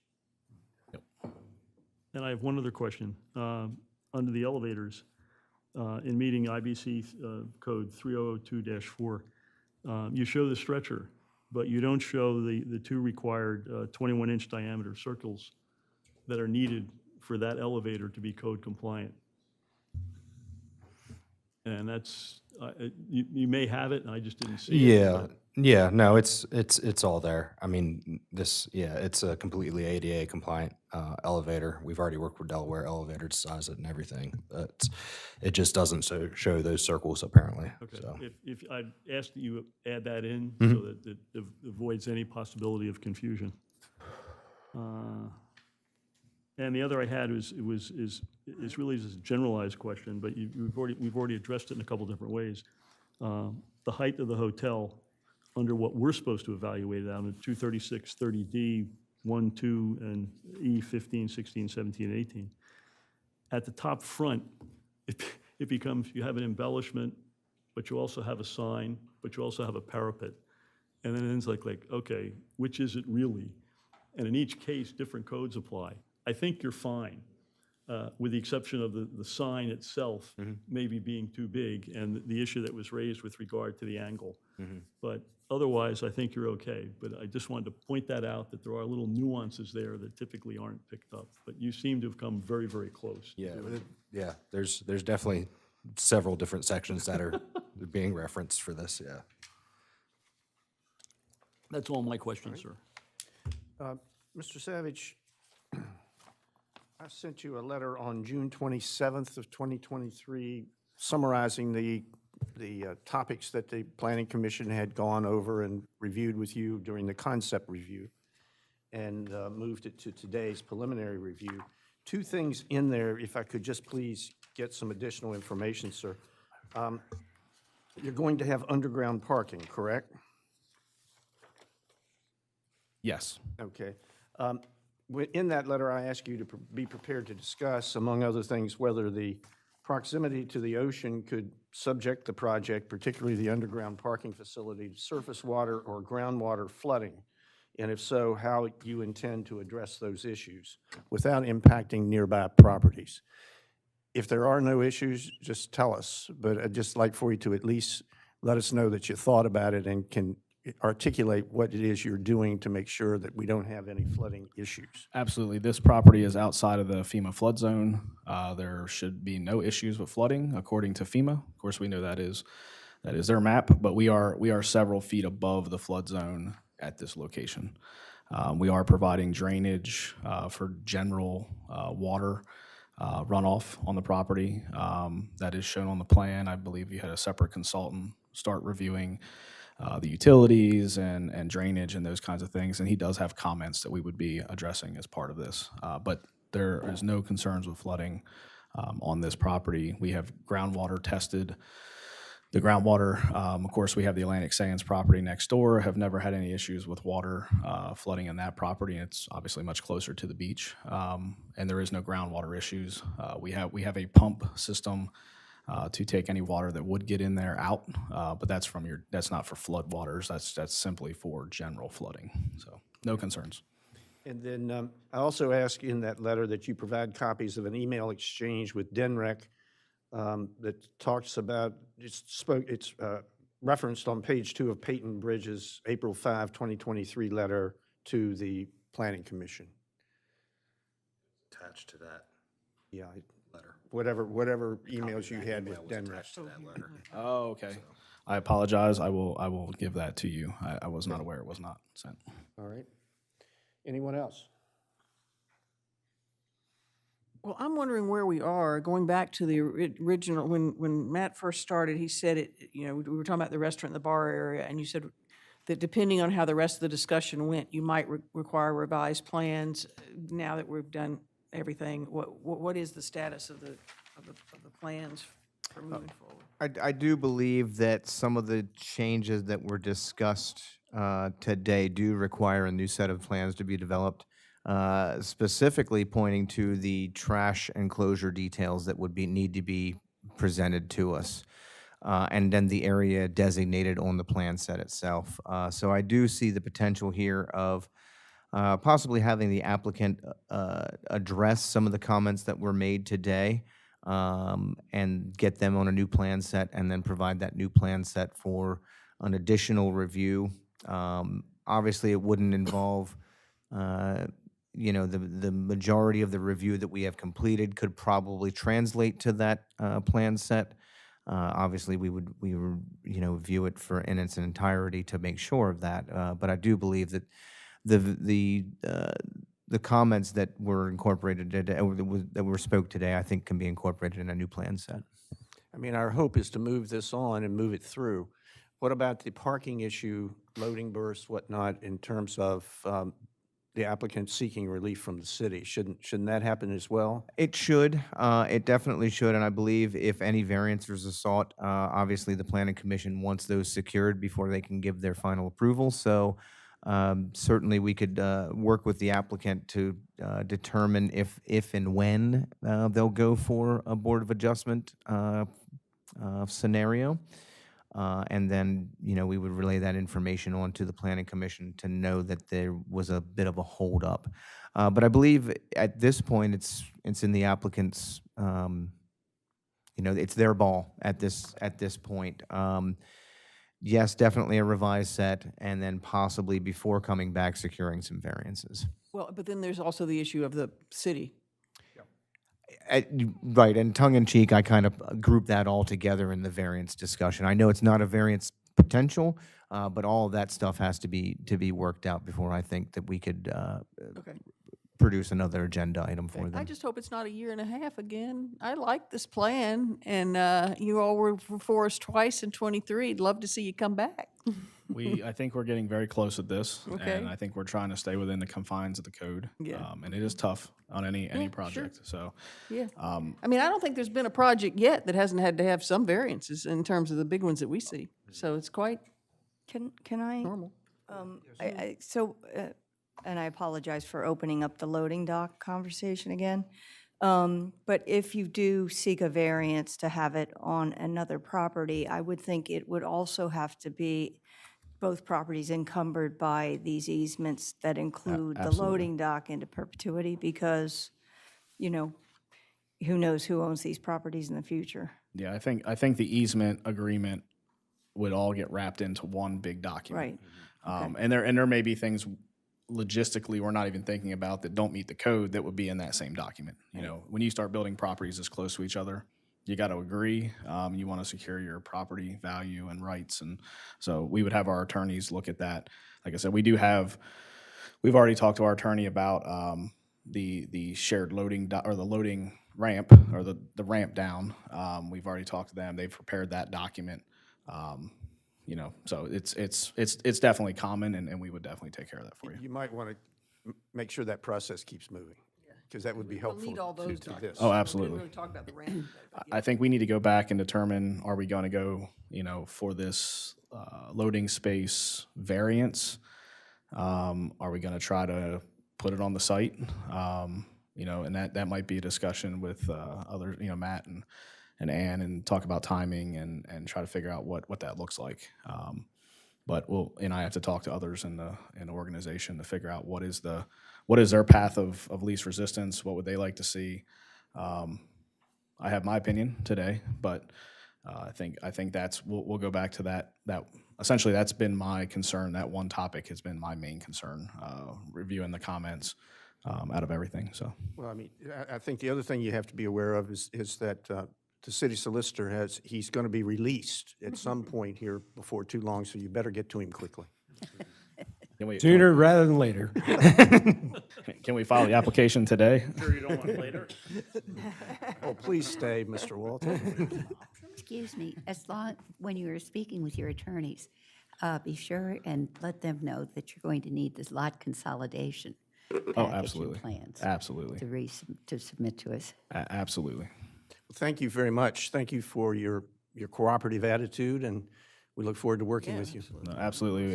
It's a pleasure. You guys looking at this for a second time. Thank you for having us today. Yes, sir. Take care. One question before the applicant leaves is, does the planning commission intend to provide any kind of response to today's meeting, or is it just waiting for the applicant? Any Waiting kind for of the formal applicant. letter or anything like that? Waiting for the applicant. Thank you, sir. Well, and then it's not really for the applicant, but for the city. There is a problem on Baltimore Avenue with these various projects and the Beach Patrol building taking over space that really would be nice for an initiative to move forward that would benefit all the properties, but I don't know procedurally how that gets kickstarted, because you've got one Rehoboth, we've got the Beach Patrol, we've got now a shortened street and a longer sidewalk. It really would be terrific to find a way of sort of a shared loading dock that, because the street's getting shorter and the properties are getting bigger. I don't know how that works, but We're going to figure it Yeah. out. All right, thank you very much. Thank you. Let's take a 5-minute break. We'll be back here at 3:11, please.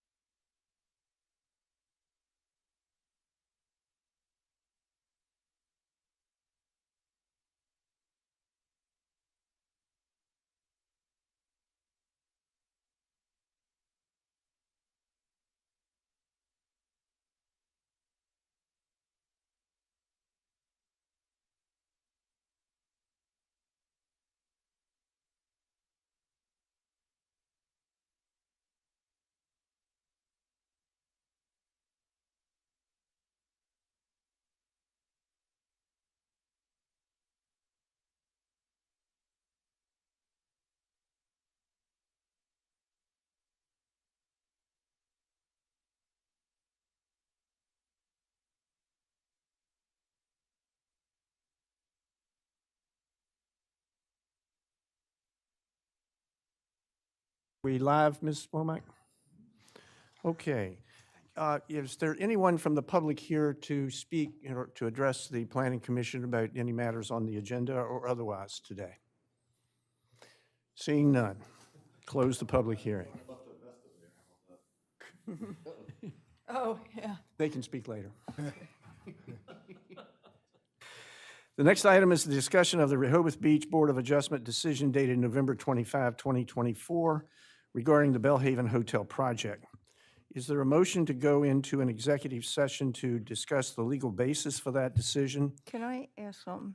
Do we want to get the report first so we don't hold people up? You're the chairman, I don't know if Mary Ellen has got a Oh, report. that's We have a right. brief director's report. I just thought, Do you want to hear it? yeah. Please go for it. Sure, okay. Okay, so I have a couple of things to discuss about, mostly about applications, the status, plans in the pipeline, new plans currently under review. A little bit about the Delaware Housing and Supply Accelerated Work Group, which is very exciting work that we're doing in Delaware. Status of the Mixed-Use Ordinance Task Force, and status of the application for partitioning and consolidation. So the plans in the pipeline, the Coast Hotel site plan, that's kind of the next one up in our queue. Staffers reviewed the plan, and we've completed the checklist where we found a couple of deficiencies and had sent it to the applicant in mid-October for their review. And we received revised plans on the beginning of November. And we reviewed the plans and discussed them actually last week. And we're currently putting together a draft report. So the target for that would be have that teed up. Certainly, it's up to you guys when that would be on the agenda, but we're targeting to have that ready for the January agenda. That's the plan. 228 Rehoboth. Concept, or is it straight to preliminary? This is preliminary. Preliminary, okay. Yes, ma'am. 228 Rehoboth, that's a site plan for a 4-story mixed-use building. I think I mentioned that last time, with commercial on the first floor. We received a set of complete plans from the applicant on October 9th, and we reviewed them and completed the checklist and found some additional information and corrections need to be done. So we need a new set of plans, and we sent this checklist to the applicant in mid-November, mid-November 11, 12, and we're still awaiting the revised plans for them. So that's going to be a little bit till we can tee that one up. New plans that we've received, and I believe Secretary Dewey, you're currently reviewing per the ordinance, the Oceanside subdivision. We received those on October 24th, and I understand that you're currently reviewing those. That's correct. They're still in process. Cool. And 2 new plans that we have recently received. One is 42 Columbia, that's for a partition, and we reviewed those plans. We did a completeness review for those actually this morning, and that's still not complete. We need some e-files for them as well as an arborist report. So we've already reached out to the applicant on that to get that further information. And lastly, we received a concept plan for the Canal Side Inn.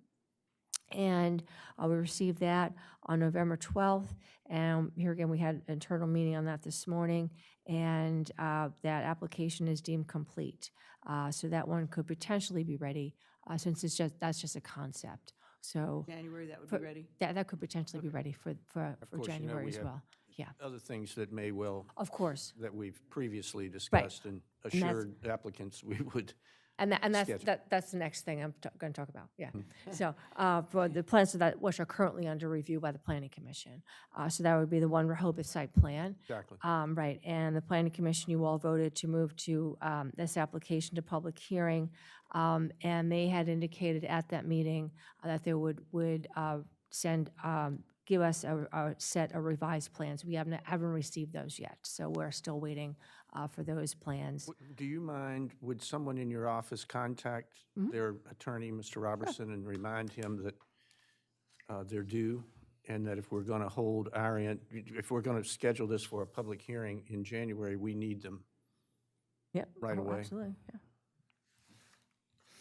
The 87 Henlopen partition, that was also heard last month. So that was, we don't need to do any, we need to update the report, so that's complete. The Beachview concept plan, that application was heard. And the next step for this application is anticipated for the applicant to go to BOA for variances.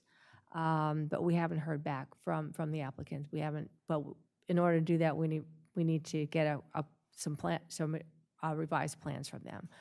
So we're waiting to You hear. haven't heard anything hear from them since our meeting? Correct. Oh. We have not. And then the Atlantic Crowne site plan, which we discussed today. So in status of approved plans, you have recently approved two plans, the 413, 415, and 417 Rehoboth.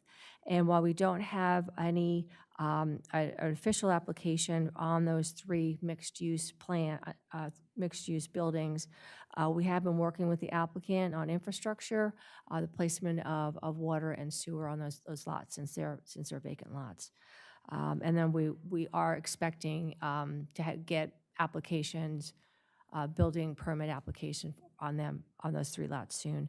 Regarding the Belhaven application, per their presentation at the, we'll be discussing this, but per their discussion and presentation at the BOA, they will be submitting revised plans per their discussion there.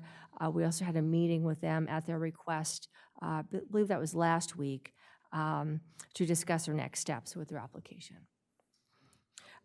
So moving on to, I think it's a pretty cool thing. I will be forwarding to Ann to send to you all the Delaware Housing Supply Accelerator Work Group. It's a long name. Was a joint effort between the Delaware chapter of the American Planning Association, of which I'm a member. I've been a member for many, many years. I've been on the executive board for a super long time. We actually was an effort that myself and the current president, when I'm now past president, started with the City Management Association of Delaware. That was through, we just released a summary and findings report.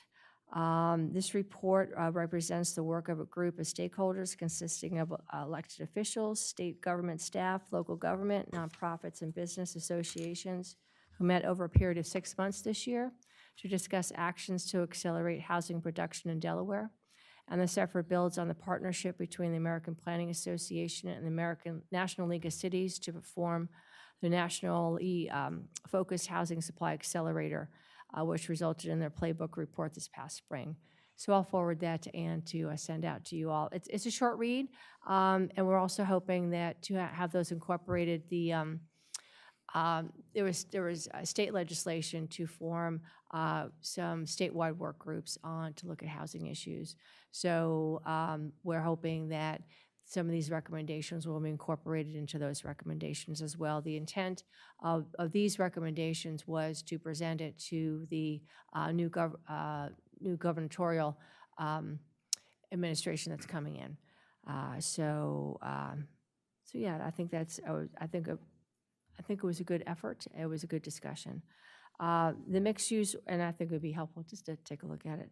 The Mixed Use Ordinance Task Force, the selection of the task force will be on the Mayor and Commissioner's December 20th regular agenda.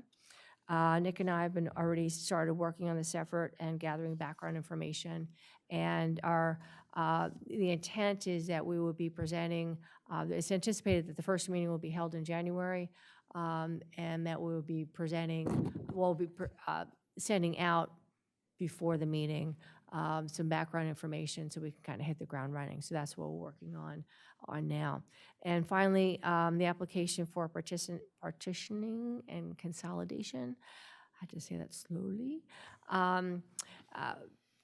Nick and his staff put together a draft application a bit of time ago, and it's just been in my review queue. But I did put an eye to it, and we're reviewing that internally. It looks good, but we want to do a little bit more review internally before we forward it to you all to have a look at.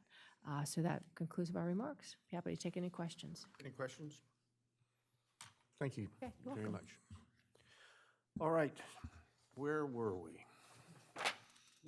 Yep, motion to go into an executive session to discuss the legal basis for the decision and potential appeal of the decision by the Planning Commission.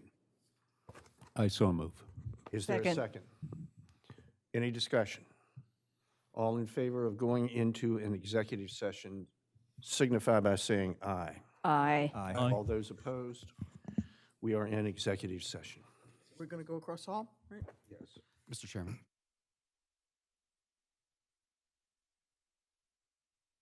Strategy session, advice or opinion from the commission's attorney pursuant to Delaware Code 29, 1000, 1004B4.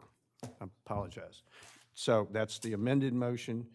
Is there a motion to go into executive session So on that moved. basis? And is there a second? Second. Any discussion of the amended motion? All those in favor? Aye. Aye. All opposed? Thank you. We're in executive session.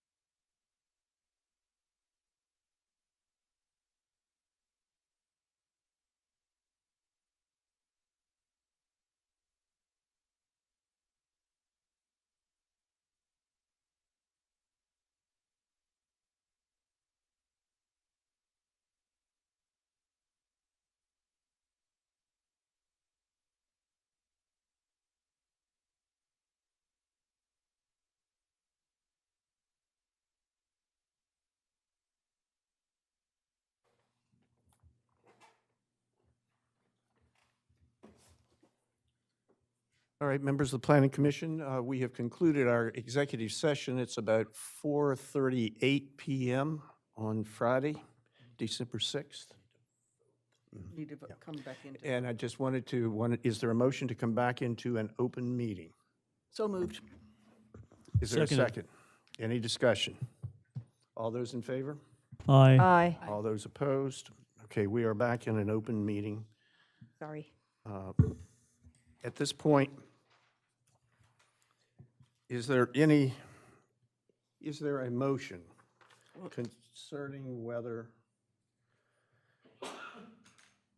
what action this, if any, this planning commission might take as a result of the decision and potential appeal of the decision by the Board of Adjustment? Or Let's discuss. Board of Adjustment? Yeah. Is there any discussion of that issue at this point before we go to a motion? Any discussion on what course of action, if any, the Planning Okay. Commission should take? I would like to make some points. I think it's clear that the Board of Adjustment wrongly took jurisdiction of several items in the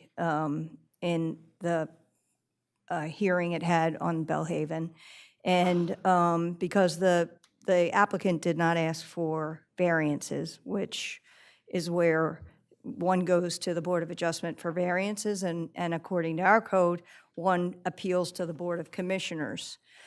So it's created a difficult situation, I think, for the city and for the commissioners, because the Board of Adjustment essentially neutered the role of the Board of Commissioners in interpreting its own code by taking this. And it's pretty clear that we would have standing as a commission to appeal the Board of Adjustment decision and maybe likely prevail on that.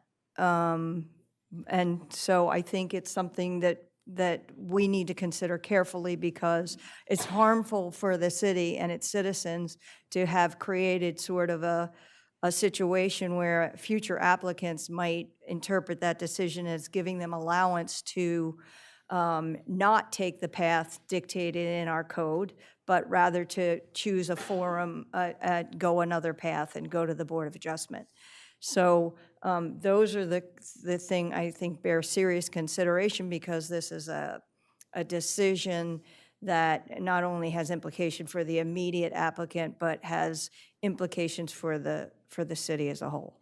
So, those are the things that concern me immediately about the decision, and I think we need to figure out a path to how to address that. All right. Anyone else? Mike Strange? Yeah. I agree with my associate, with everything that Susan said, and what I find very perplexing and very difficult is that both they and we are required to take the incommensurable and make it commensurable. But what I found so concerning is from both from a legal and a practical situation, that they were logically inconsistent even when you take into effect their own context. And statements that they made were in violation of the code.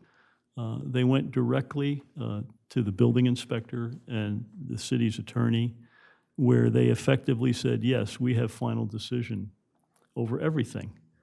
And it didn't matter what the Planning Commission may or may not have said, and that's, under our own code, that's completely incorrect. And in fact, under 23632, it says the building inspector goes to the Planning Commission with a report indicating a department's preliminary approval, not final approval. I think it set a very bad precedent, but I also think that we have an obligation to preserve the integrity of the city process. And I'm very perplexed as to what the course of action going forward should be, but except for the fact that what was done was inappropriate and wrong. All right. Mr. Dewey?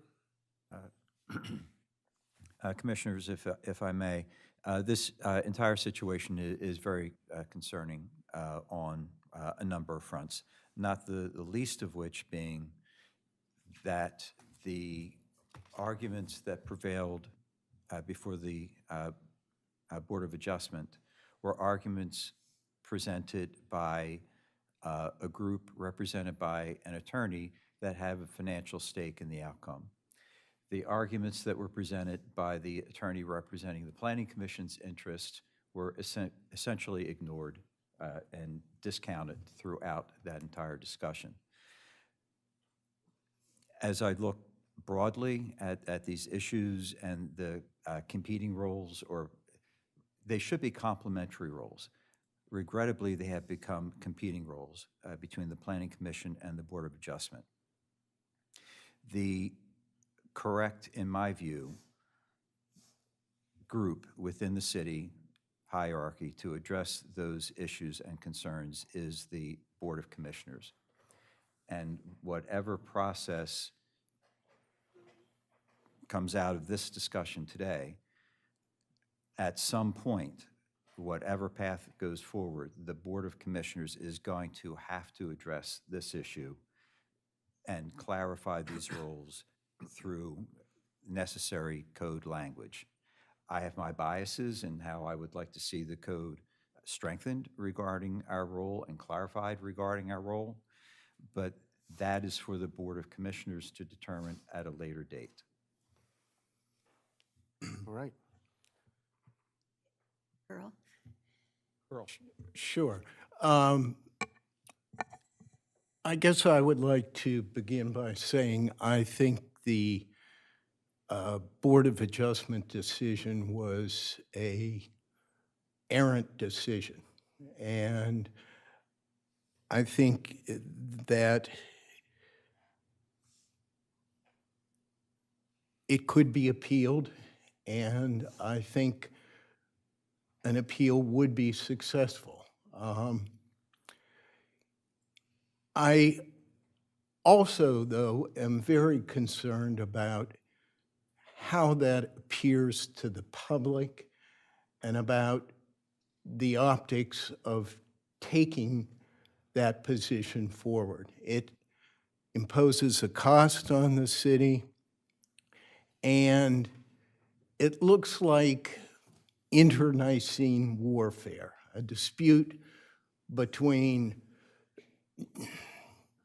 agencies, entities, parties that should be working cooperatively, not against each other. I'm also pained by the fact that I fear this commission has been backed into a corner and made to look very bad through a lot of miscommunication. I'm a relative newcomer to this commission. I don't have any political agenda. I have just tried to listen to people, make decisions that I think take the code and the code's requirements into account, and do what's right. We actually conditionally approved this project. We didn't veto it. We didn't say it was a bad project. In fact, virtually everyone on this commission acknowledged the effort, the thought, and the expense that was going into this project. And personally, I think it is a good project. But we, as a commission, have an obligation to follow what the code requires. And the decision we entered, in my mind, did that faithfully. It said this project could go forward subject to the applicant getting variances from the Board of Adjustment. Instead of doing that, we got a convoluted decision which throws everyone's prerogatives into dispute. Who has final say on these issues now? It's the Board of Adjustment, you know, the super entity that decides all of these matters that are not laid to rest by common agreement, regardless of what the issue actually involves. I don't think that's what was intended. What about the commissioner's authority? The commissioners have plenty of authority to settle this in their own right and under their own authority if they did not like the decisions we made as a commission. Instead, we have been painted unfairly by mischaracterization, by procedural delays and delays in receiving things that we asked for that could have moved all of this along at a much greater rate of speed. So I want to listen a little bit more to my colleagues' input, but I am worried about the optics of us doing nothing, because I think that this decision is wrong and it requires curative action. The question just really is who should drive that curative action and who should pay for it. And I want to hear more about that.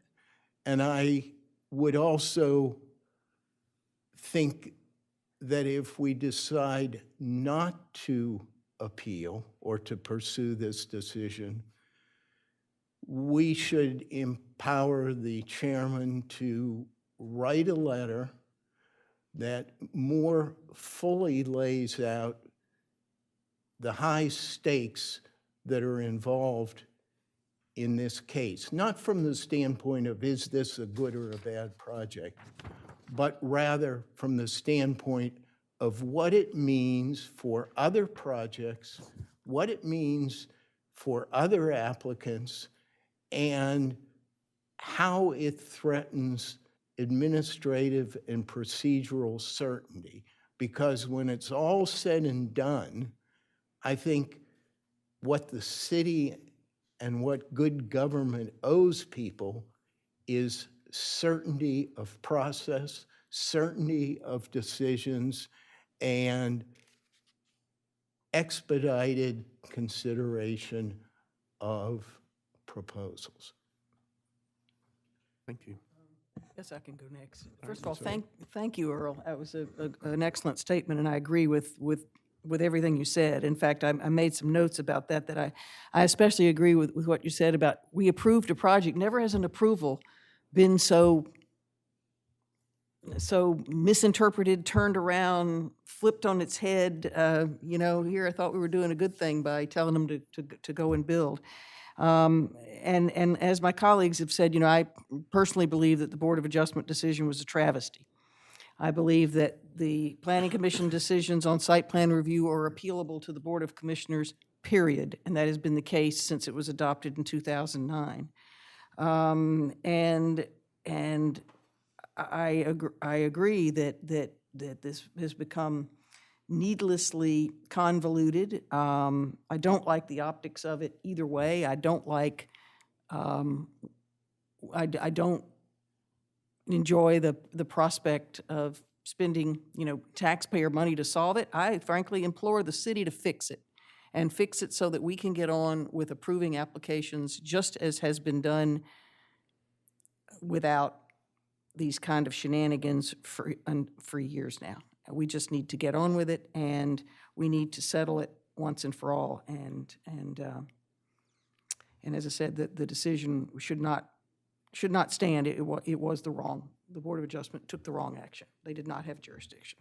So it's the jurisdiction problem that we are that we're focused on is the issue we all have. And then, what do we do about it? If, Well, I haven't spoken yet, and in terms of what we do about it, I think that's obviously the question that's before us. Speaking personally, not for, obviously, the rest of you. Close to the microphone, Judy. Speaking personally, and not for anybody else, in my mind, that decision is a nullity. It doesn't exist as a legal document. They had, without jurisdiction to make those decisions, the decision has no credibility, no legal basis. And as far as I'm concerned, what we do about it is we just ignore it because it has no basis from a legal perspective in terms of something that we are bound to consider. The decision the notice of decision from the Board of Adjustment specifically says on the second page, first full paragraph, relief from conditions of site plan approvals imposed by the planning commissions are not within the jurisdiction of the board. We have a decision with conditions, an approval with conditions. Those conditions are still outstanding. The decision of approval is still outstanding. Now, what the applicant is going to do with this situation is up to the applicant. One obvious thing the applicant can do and save everybody a lot of time and money is just go back to the Board of Adjustment and request the variances that they were supposed to request to begin with. Given the action of the Board of Adjustment decision and findings they made and conclusions of law and so forth, it begs belief that they would get a negative result if they would just go back and ask for the variances. That's obvious.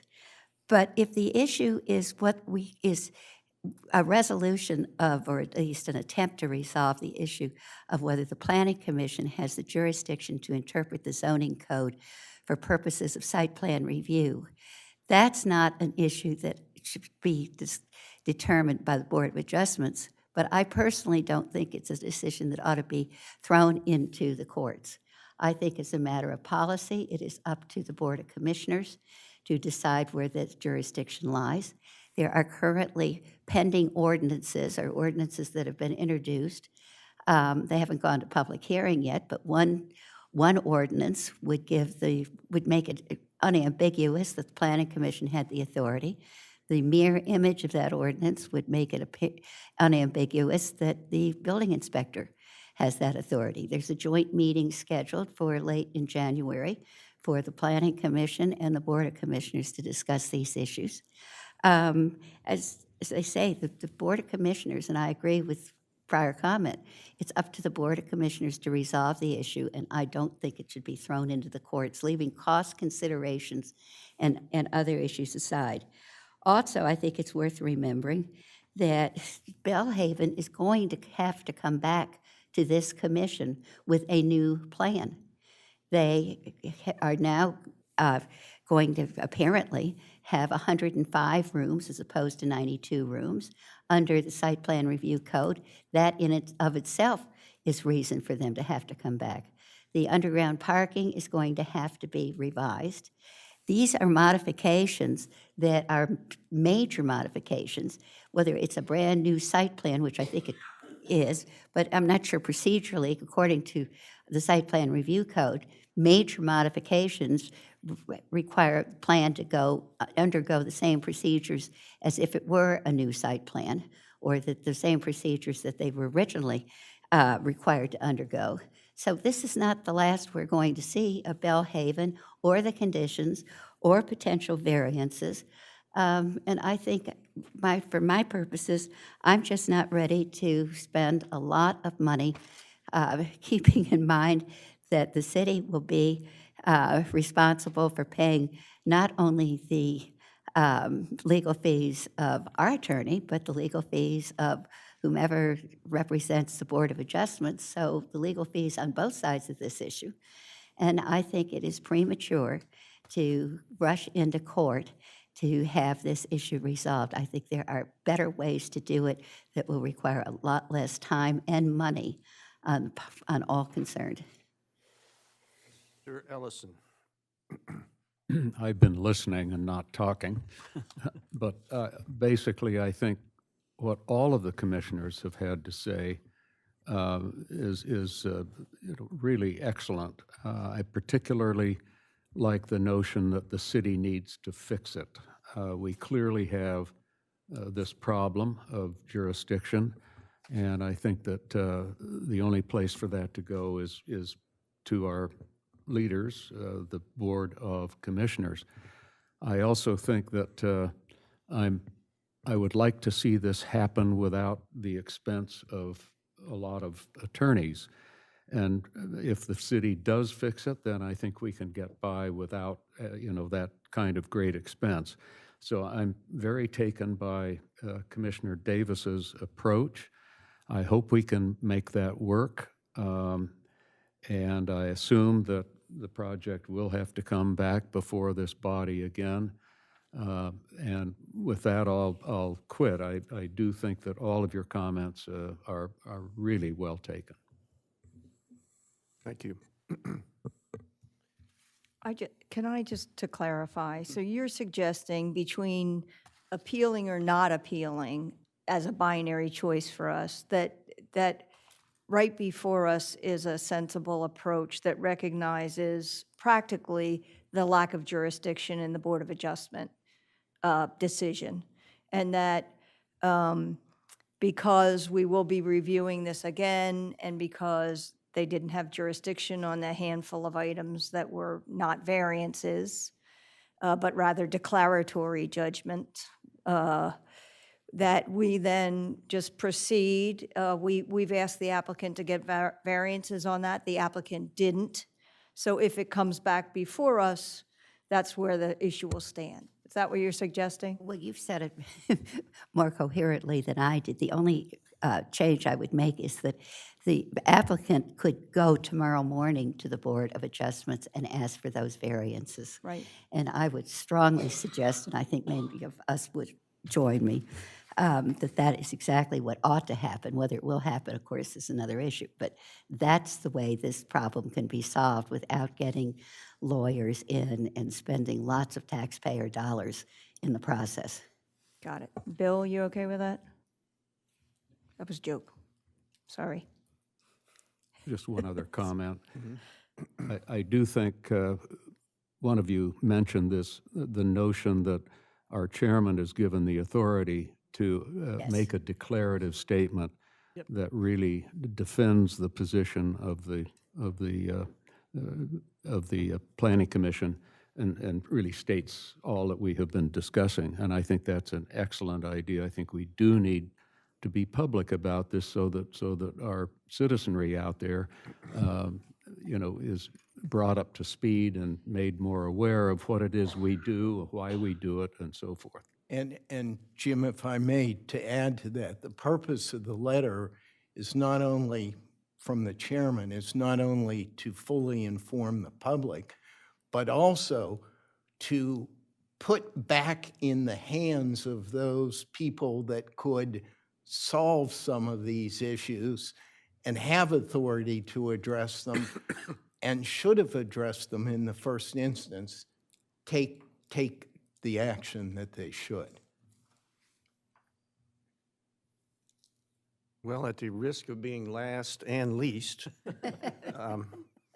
I must say that it has been a very spirited and educational discussion. I mean, it really is something, the thought that has gone into this. And however it comes down, in my view, we have a situation where there have been issues involving the Planning Commission for over a year now, particularly about this building inspector thing. And the vice chair and I have had multiple discussions with the city commissioners, at least the mayor and some of his staff, to get that resolved. And we actually warned that if you don't, something bad might happen. These things don't get better on their own. And nothing was done. Now, we're going to have this joint meeting in January, so then we're into more than a year about this outstanding issue. And we've been wrongfully criticized for having an opinion that somebody else doesn't like. I think what we are faced with is a choice of appeal now or appeal later. But I don't think that unless something is done either at the Board of Commissioners level or the Board of Adjustment level, that this thing is going to be heard by a court. And the question is, when do you bring that forward?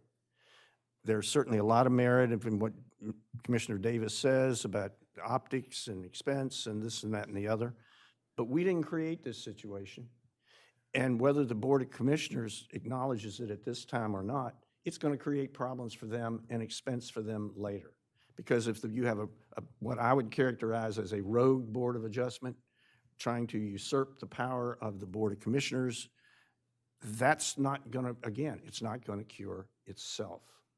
So I would advocate for filing an appeal, giving all the parties affected an opportunity with the understanding and basically with acknowledging that there will be pending a lawsuit and somebody better do something to fix it before we have to go through this entire exercise. So I think that we need support from the city. I'm encouraging the city to please step forward, encourage the Board of Adjustment to reconsider its decision, but I think we ought to appeal now, based on the limited procedural issue of jurisdiction of the Board of Adjustment to undertake what it did. And in my view, I think they should not have done that. Having said that, do I have a motion from someone to do one or the other, to appeal or not appeal at this point? Mike, I have a comment on what you just said, if I might, and I'll be quick about it. I disagree with you, at least to some extent, that it's do it now or do it later with respect to litigation. I think this whole issue arose and the opportunity presented itself to the Belhaven applicants because there hasn't been a resolution of the issue of who has the authority. If, as and when the Board of Commissioners passes one of those two ordinances, that will resolve that issue. And I don't think that we're looking then at further actions by applicants who want to appeal a decision or an approval with conditions from the Planning Commission and go to the Board of Adjustments and say it was the building inspector that had the authority, not the Planning Commission, or the other way around. But it will have been resolved. And I think that would take care of future litigation, or at least to a great extent. Well, that's my hope. But I think until faced with the reality that we're in court, the parties so far have done nothing. No, but we do have a joint meeting scheduled. We have a joint meeting scheduled. Anyway, let's not. Yeah, I mean, I've been told And I want to that. be careful because I happen to be of the belief that the statute is clear, the site plan statute. Yes. And the authority is with us now. So I understand that the mayor's put forth a couple binary choices that change that if voted to give it to the building inspector. But we have site plan approval now, and the code says that appeals are to the Board of Commissioners. So I want to push back a little bit on that notion that you raised. But the other important thing is the Board of Commissioners can appeal this. It's their power that got taken away. And it's that Board of Adjustment error on jurisdiction that created a whole different pathway for applicants to go around the Board of Commissioners. So the Board of Commissioners. So I come down, Mike, on that Julie's observation of a creative solution between appealing and doing nothing is a very practical way for us to not let an errant decision hinder our ability and our authority if they don't have jurisdiction to make the declaratory judgments they have, then they're not binding on us. And the applicant can go get proper variances or can appeal to the Board of Commissioners. And I am very aware that there's been a negative narrative established about the Planning Commission. And sadly, we operate in a political environment. Yes, should we appeal? Would we win? I mean, I think there are odds in our favor. But, and should this decision needs to be dealt with at some point. But I think the political environment and the cost of the city, a personal level, I think are overwhelmed if we've got a very creative solution that Julie Davis has espoused. Okay. I've gotten thoroughly confused. Are you indicating then that you think your position is supportive of Julie's approach or the concept of having the chair write a very detailed letter to the mayor and the commissioners with regard to the Planning Commission's position that we've been put into an inappropriate position by a legally flawed decision, and taking that path as opposed to literally filing a lawsuit on the issue? I want to make sure I understand that correctly. That's my personal opinion. No, And it's and just- I think there should be a letter, whatever this body decides today. There should be a letter. There should be a letter outlining the failures of the Right. decision. Right. That, and why, whatever path we've chosen, why we've chosen it. I mean, facts don't cease to exist just because they were ignored. And that's exactly what's happened here. And I don't think it can stand. It shouldn't stand. And as I've listened to my colleagues, I think I'm leaning more towards a very, quite frankly, sophisticated letter from the chair to the mayor and commissioners, very forceful, and it may require more legal counsel as well, to explicitly state the issues. But if I can quote Shakespeare for a moment, modest doubt is the beacon of the wise. And I think we have to take that to heart. As much as I personally feel, and it's probably driven by anger, which is why I can't allow that to happen. I have to base my decisions based on the facts as they exist. And the facts are such that the Board of Adjustment made material errors of fact, legal issues of fact. And they even state it in their opinion, which they don't realize that, but that's what they did. So I guess what I would be supportive of a letter by the chair that we get a chance to look at and submitted to the mayor and commissioners. But having said that, I am still extremely concerned that what they put forth as a proposal a few months ago, which, as everyone knows, I did a research paper as fast as I could. And with 90% confidence, I can say that 36,000 municipalities in the United States do not do what they were proposing to do. And that really, really bothers me as a professional.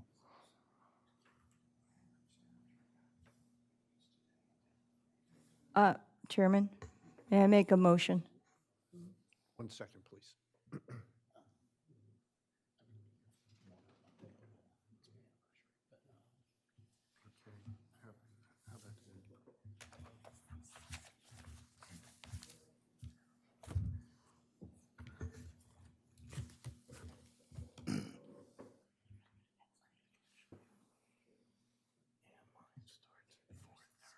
Okay, yes. Yes, ma'am. I move that we decide not to formally appeal the Board of Adjustment decision, but rather vest in our chairman the task of, respectfully, articulating the reasons why we have chosen this other practical path because of our feelings about the cost to the city and things like that. Okay. Is there a second? Second. May I add one point that I would like to see covered in that letter is a clear statement to the applicant as well as about what all of this means in terms of the way forward. So the applicant understands the choices that are before it as we take this non-action. Anyone else? If I could just Mr. Ellison? quickly comment that we'll want to keep in mind what we hope will be a relatively larger number of people who would read this, as this is certain to become a public document. It should be something that is easily translated by folks who aren't necessarily following these processes in great detail. All right. Yes, sir. And I would assume that, if we're talking now about a letter, that the appropriate people would be copied, formally copied, such as the applicant, Board of Adjustment, any interested parties, whomever they may be, and including the press. Okay. Mr. Ellison? I finally got my chance. Hopefully, just a friendly amendment. When you talk about not filing an appeal, I would add, at this time. This time. Well, that was something I was thinking about, is whether our appeal deadline does not run until, what, the 23rd of December? We're not going to be meeting again. Well, did we want to schedule something for that purpose? In other words, and this is something that I'm coming up with as I'm listening to you, each of you. Do we want to give the parties, the city, the Board of Adjustment, whoever, the opportunity to take some remediative action, something that says this is the path forward, and this is what we're going to do, or not? Did we want to set up another meeting where we reconvene, or simply? I don't know that I see any value in that, frankly. We risk looking like we're the wolf in sheep's clothing or something. Well, I also think there's logistical challenges and those No. bodies. I think there are logistical challenges, and the other bodies might not be able to meet in the time frame that then would allow us to come back and meet in that same time frame. Okay. Just a thought. Yeah, it's a good thought. I've lost many votes before. So I move to take a vote on whether, I make a motion that we decide not to formally appeal the Board of Adjustment decision, but rather instead take this alternative path that we've articulated as we move forward. At this time. Is there a second to the amendment to the motion? Second. Any further discussion to the amendment? Okay. I guess we do roll call, Yes, do a right? roll call vote. Yes, please. Mr. Secretary, would you call the roll, please? Commissioner Stewart? I'm in favor. Myself, Commissioner Dewey, in favor. Commissioner Strange?